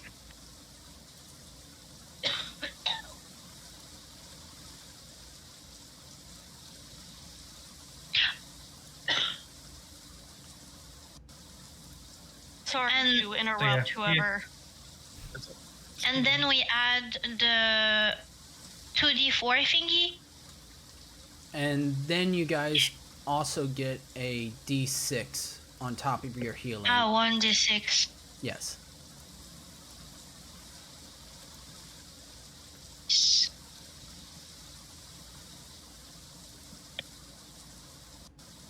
And we add it to the healing.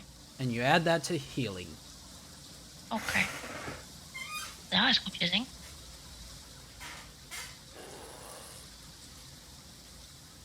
So yeah, I just give Darius my version of superior healing. You'll at D4 plus 8 Darius for your healing. Wait, sorry, I'm a little distracted. Why are you giving me this potion? Because I'm looking at your hit points and they're at 27 and you have 61 hit points. So I'm being a friend. We're taking a short rest. I can roll my hit die. Oh yeah, true, but then You want to be generous. You want to be generous. Well, here, let me see what the hit dice do first. Because if nothing else, we can just keep that potion on Barty as an emergency use only thing. Oh yeah, true.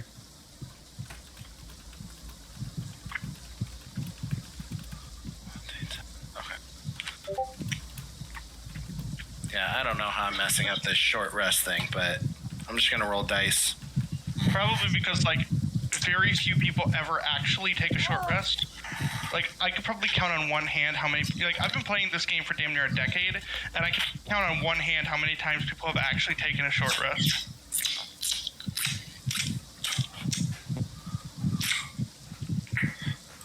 It's true though, we don't really take short rest. But we don't exactly need them either, usually. Thinking about how... Yeah.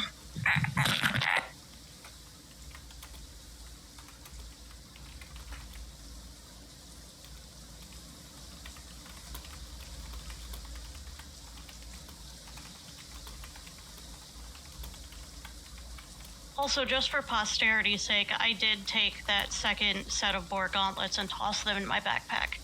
Okay.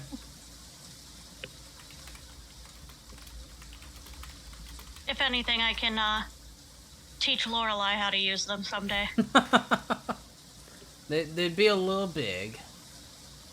She can grow into them.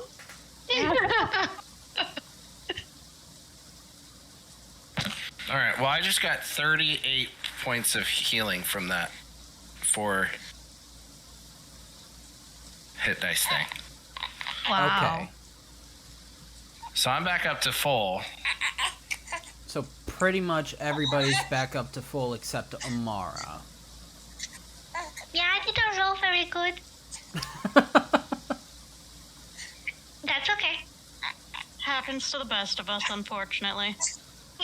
Now, remember, on a long rest, you only get back half of the total amount of hit dice that you have. So you only, if you use 4, you get back 3, so you're missing 1. Also, Milo, you can level up level 6. Scoofer. This is the See, moment. I'm over here scared because of things I asked Caleb for when we hit level 7 or 8. And I don't know what's coming, but I know it is coming eventually, and I am afraid. You're gonna have Okay. you're gonna have to remind me about those exactly, because I think I remember, but also possibly don't.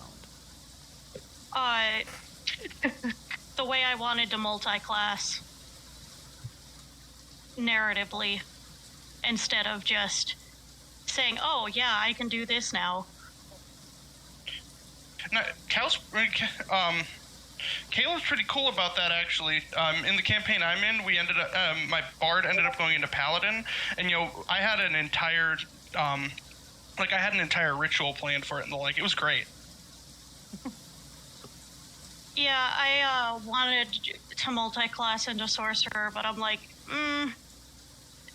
with the specific subclass I wanted to use, and just the fact that until now she hasn't really had any magic other than the Hellish Rebuke. I was like, listen, I gotta have this make sense narratively, or I'm gonna hate it. You were chosen. You have magic now. Well, Prophecy foretells. it needs to be a little more traumatic than that, because it's the fucked up subclass that I really like a lot, so yeah.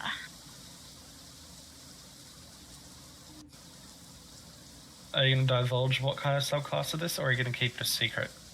We're keeping that shit a secret until it happens. I mean, Okay. there is a way, but it's pretty drastic in my opinion, and I do hope it's not the only way. I have my ideas. Well, see, but that's why I'm leaving it up to Caleb, so I don't have to worry about it. Like, I know what I want mechanically. I'll let him handle the narrative bits, because, that's more fun for everybody involved. I want to know what subclass it is, though. But okay. But first, we have Moving a on. fight. So you guys, after your short rest, make your way from this section of the woods, and as you get closer to where the circle is, you can see the sky growing darker as lightning continues to crack along the cloud top, the breaking of thunder and the scorching of lightning becoming wilder and more frequent. Now, every time there's a crack of lightning, there's a burst of thunder directly behind it. Oh, shit. You guys arrive at the bottom of a hill. Looking up the hill, you can see that there are 8 rock pillars that rise from the ground.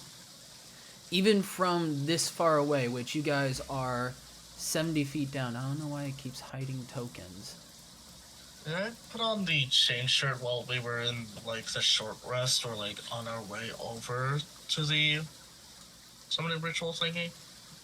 I'll allow it. Because I realized I've gone this far without wearing the armor that I started with. I'll allow it. You can definitely in 1 hour be able to.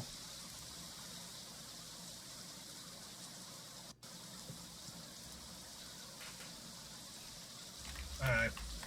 Now my armor class is up by 1. I almost forgot to add the necklace of fireballs into my fucking inventory. Oh no, what are those things? What the...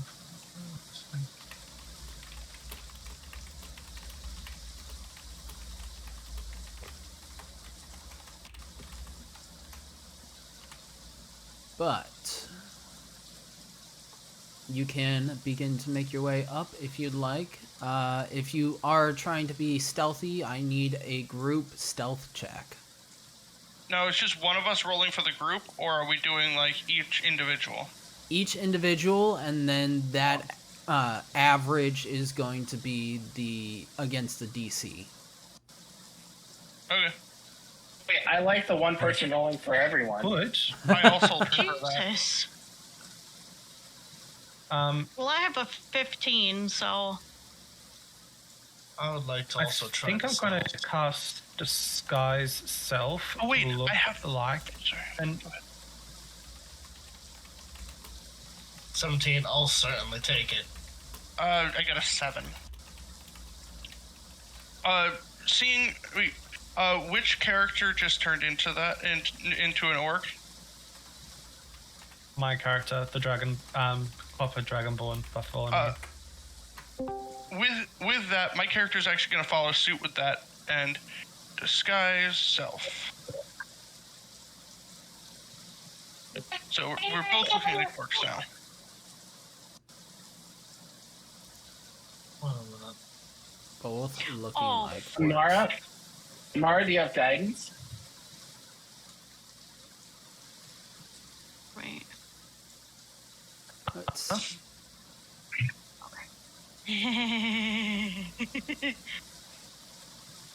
So, What are you cackling about, witch? Well, I was just thinking, we are a full 90 feet from that summoning circle. Mhm. Well, Cal is. I was thinking of launching one of the, or maybe just the whole fucking necklace of beads into the center of it, because that's 90 feet, and I can throw it up to 150 feet. You can Are throw you it up drawing to that 150. with- That's what the range on it says. Jesus Christ. Okay. And we're still down here, so Yes. if I throw it now, They can make. Can I give a guidance for the throw? Guide. No, this would. You know what? Yeah, you'd be able to do guidance. Well, if we're throwing stealth out the window, my character's going to add bardic inspiration to that. Okay, so But before I decide which one it is, I need to know, what this counts as, so I make sure I send the right one, because I have pretty much bardic inspiration for literally everything. Because I have, between bardic inspiration and combat inspiration, I can do a lot of things. I just need to know which one it counts as. it's gonna be bardic inspiration. Okay. For a athletics check. Okay, yeah.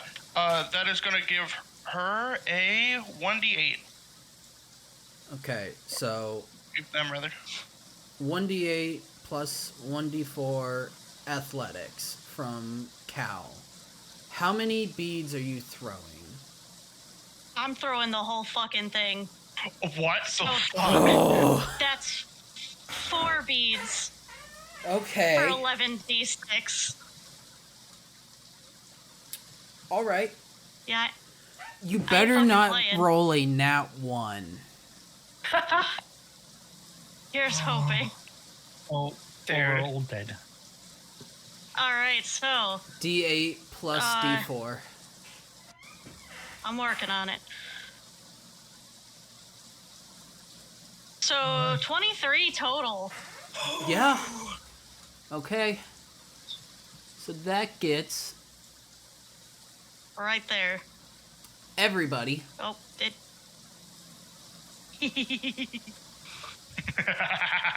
Okay. This is why you give Cal explodey things. Wow. Go ahead and roll damage. I stop doubting you from this moment on. Oh no. So 2 dex saves. Only 29. 29 damn. Hot diggity down. Jesus. Okay. So these two. Been better.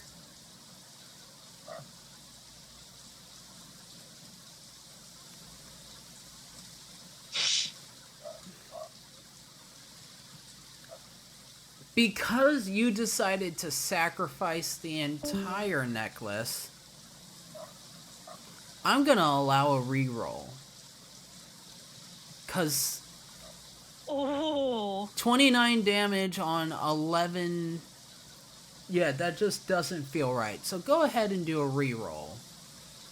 All of the twig blights fucking incinerated regardless of the damage. But that's a fail. And that's a critical success. That's better.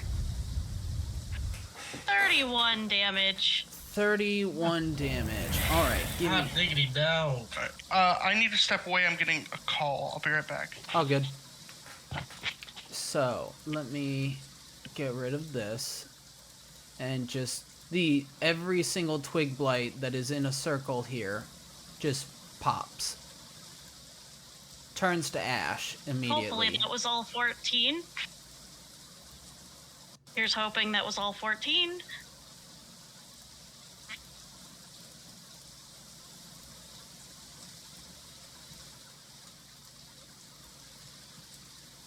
This poor fucking anchorite is probably like, where the fuck did that just come from? They are. This one takes a full 31 points of damage, so that brings it down to that. While this one takes half of 31. I'm sure it's something like a 15. So 15 or 16. So it takes 15. Drops it to that. And I'm gonna need people to start rolling initiative.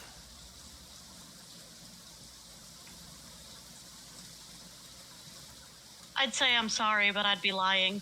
That Yeah. felt really good. No. There we go. Dirty 20, Awesome let's roll. go. This is why Darius didn't keep it. He wouldn't use it in that moment. The same. That was glorious. Cal is nothing if not a give me something to blow things up with and I will yeet that bitch. She saw how well it worked with the oil flask and her makeshift Molotov, so she's hooked. So we're just waiting for Milo.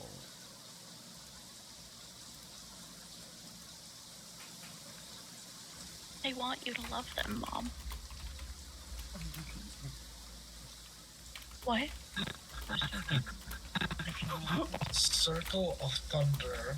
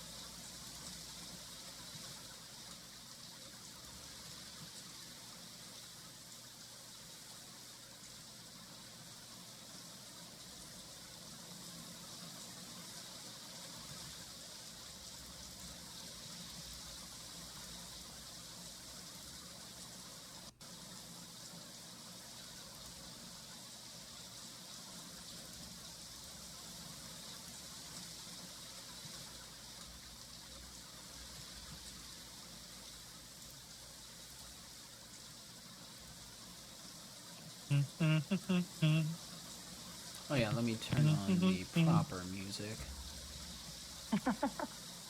Dun-dun-dun. Dun-dun, dun-dun-dun. Dun-dun.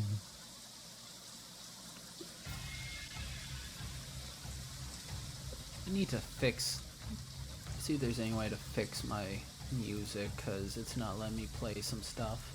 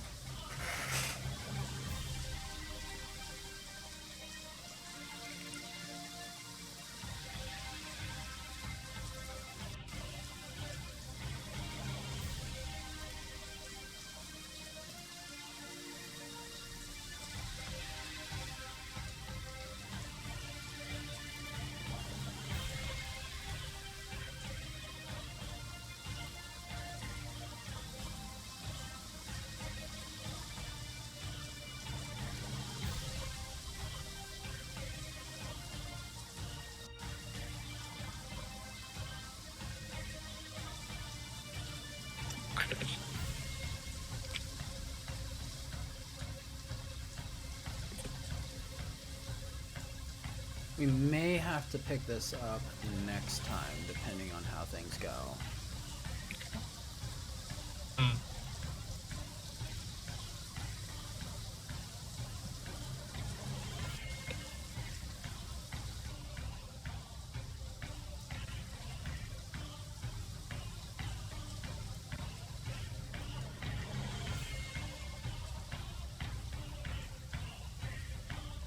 Because we got 20 minutes before. Yeah. Yeah, I'm gonna say we're Should gonna we just... pause it right Yeah. here. And you said we'd might finish this module today. Pfft. Hey, I can have hope. Not even close. But If I was awake on time, yeah, I guess we could have, but maybe. No, what slowed us down was the 30 orcs that he threw at us that all had turns. Yeah, pretty much. Yeah. It's fun though. yeah, hope you guys have fun. We'll wait for Mitch to get back just because, you know, I like to have everybody do the stuff. And this is his first comments, questions, concerns. For the record, I also removed the necklace of fireballs from my inventory. I almost forgot to do that. Wait, is there anyone that'd like to ask questions about Australia? Why are all of your bugs so freaking huge? I don't know. Why is the do you have entire so many country so huge aggressive animals? and hostile? Why do we I know have what- so much what? Sure you are. Why do you have so many huge fucking animals that'll murk you in 1 second if you look at them funny? Because Like bears, bison, elk, moose, wolves, bears, Fair enough. mountain lions. Literally everything. Alright, I'm back. What's up? We're gonna take up on this battle another time. yeah, I don't want to You stop mid-battle. Fair enough. You might want to have him roll initiative, though, just so that we have that for next time. Yep, Yeah, let me roll that initiative real quick. it'll be stored in the combat tracker. Can I add my bless to that initiative? Yes, you can. Awesome, I'm gonna do that. It is an ability check. That is a 22. So 22. Got it. Why do you have to be faster than me? Is it like, do you just have that kind of ego? No, I'm kidding. I'm kidding. All right. Kel's just And my the fast swam at- doesn't like it when other people are faster. Totally fair. Yeah, if nothing else, he's only got a +2 to his dex. I'm pretty damn sure that, you know, she is actually physically faster. He's just sitting there like, oh, I happen to be going first. All I right. mean, she does have +7 to initiative, so I mean, Yeah, I've only got a +4, I believe. Let me check. +3 because I get jack of all trades. All right.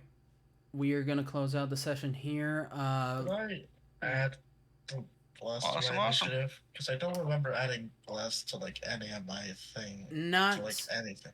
not anymore, because that bless doesn't last. I think it only lasts 10 minutes, and it took you more than 10 minutes to get here. I think that bless only lasts a minute. Yeah, it's not very long. Yeah. So definitely don't have the bless coming into this battle. Mm-mm. But Alright. Mitch, we like to do comments, questions, concerns. I go down the line, ask everybody how they felt about the session and anything that I could improve on. So since you are technically at the top of the list, mind giving us yours?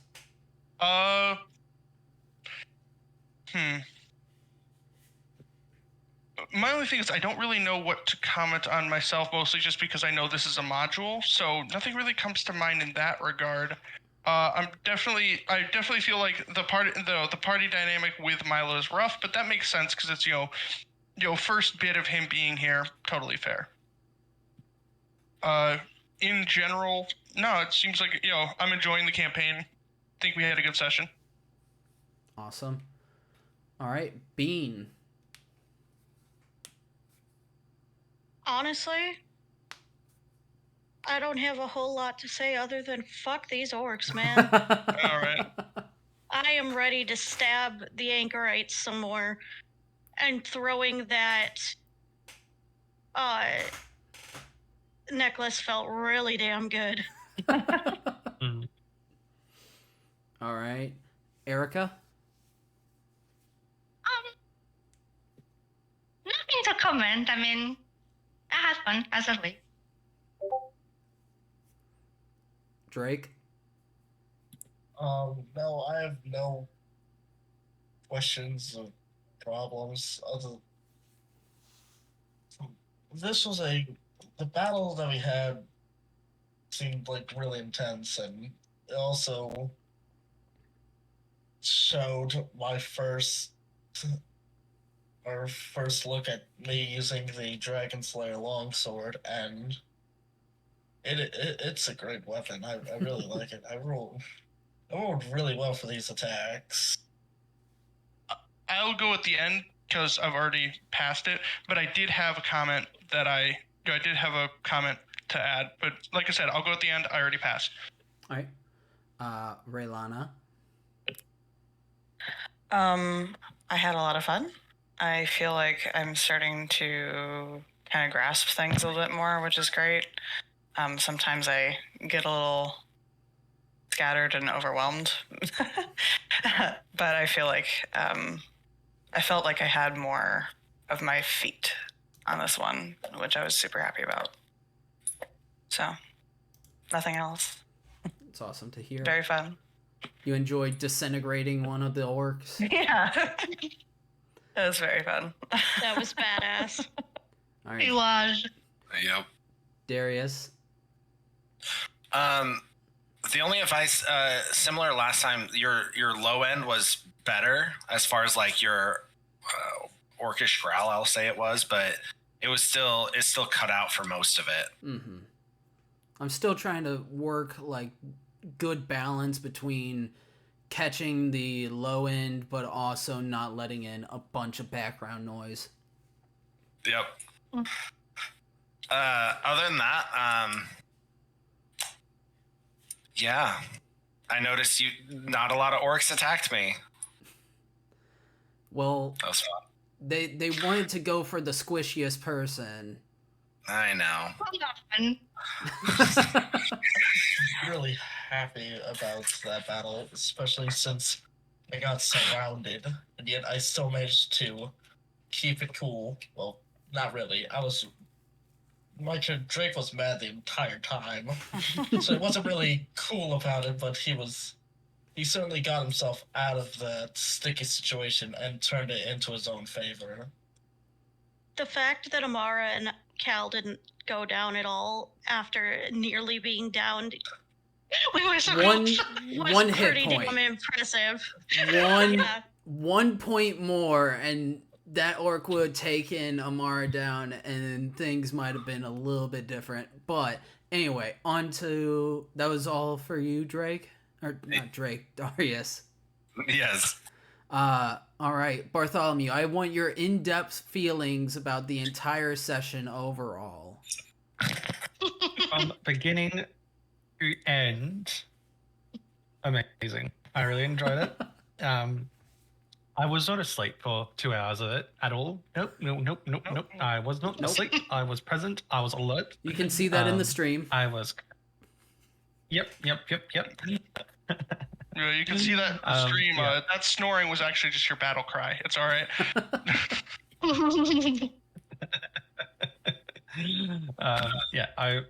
All the time that I was present, I really enjoyed it. No complaints or qualms with me. I'm glad that I was not dead like in the past. I think the 18 armor class and having such high hit points is very beneficial for a wizard cleric. So, yeah. Fair. All right, and then we're gonna circle back to you. Anything I else? said, and yeah. Yeah. Nope. Firstly, I think it would be useful in combat because I felt like a lot of combat was slowed down by, you know, it's this orc's turn, it's that orc's turn, it's this orc's turn. I think you might benefit from, like, if you have one type of, you know, like if you have Orc Berserker and there's 12 of them, rolling one initiative for them and then just doing all of their things on one turn. It might make combat go a little faster, stuff like that.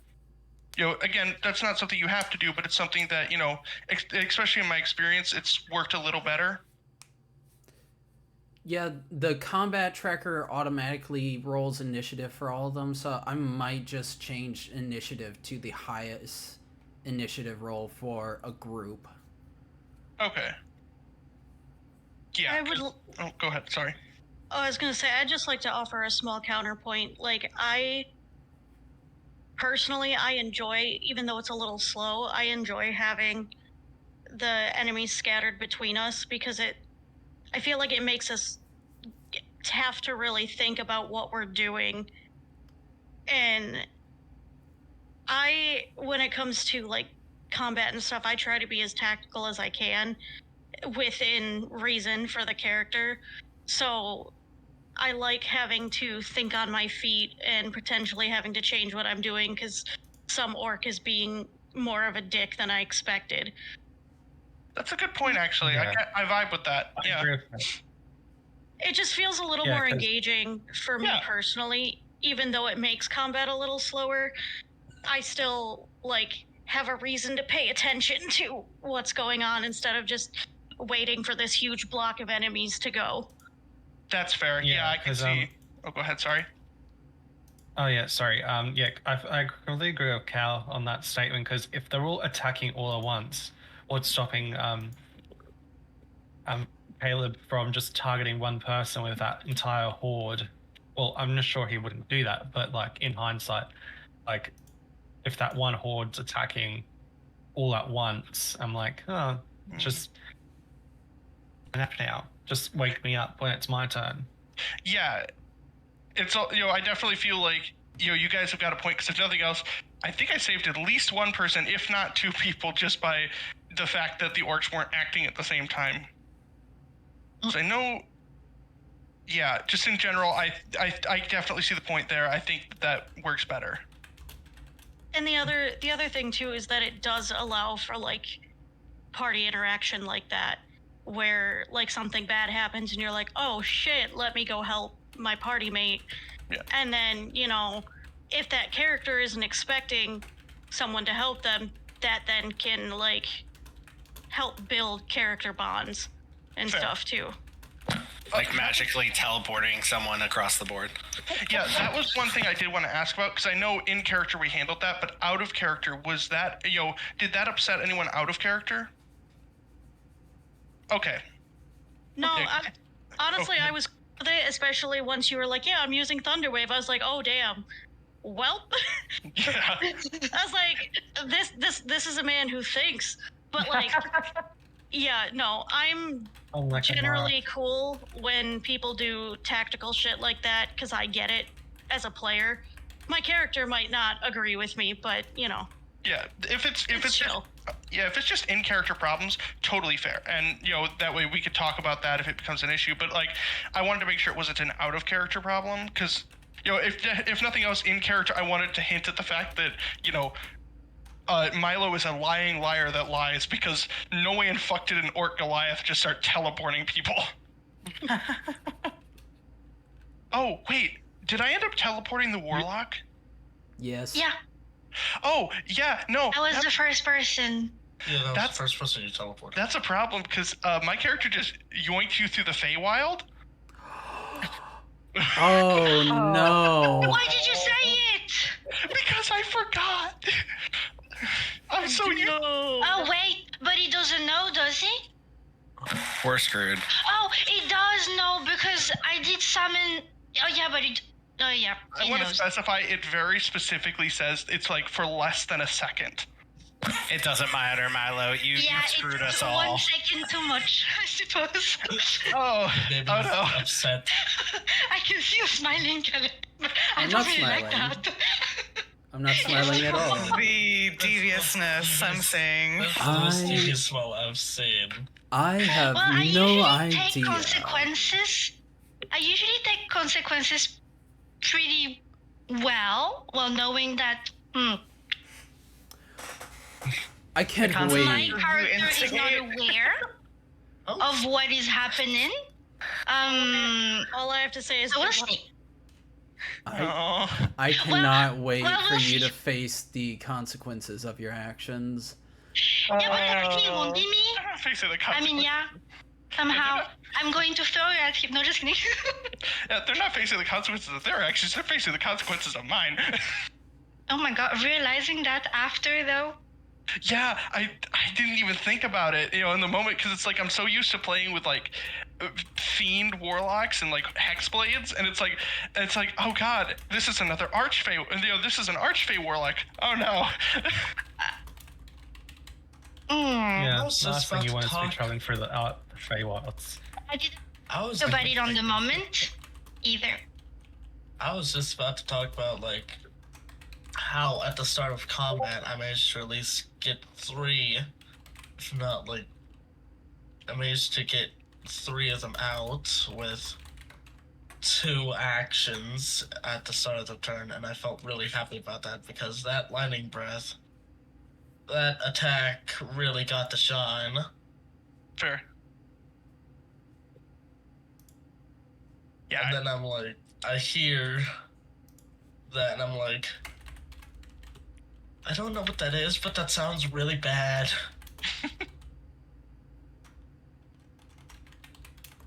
But, yeah. Face step back on that.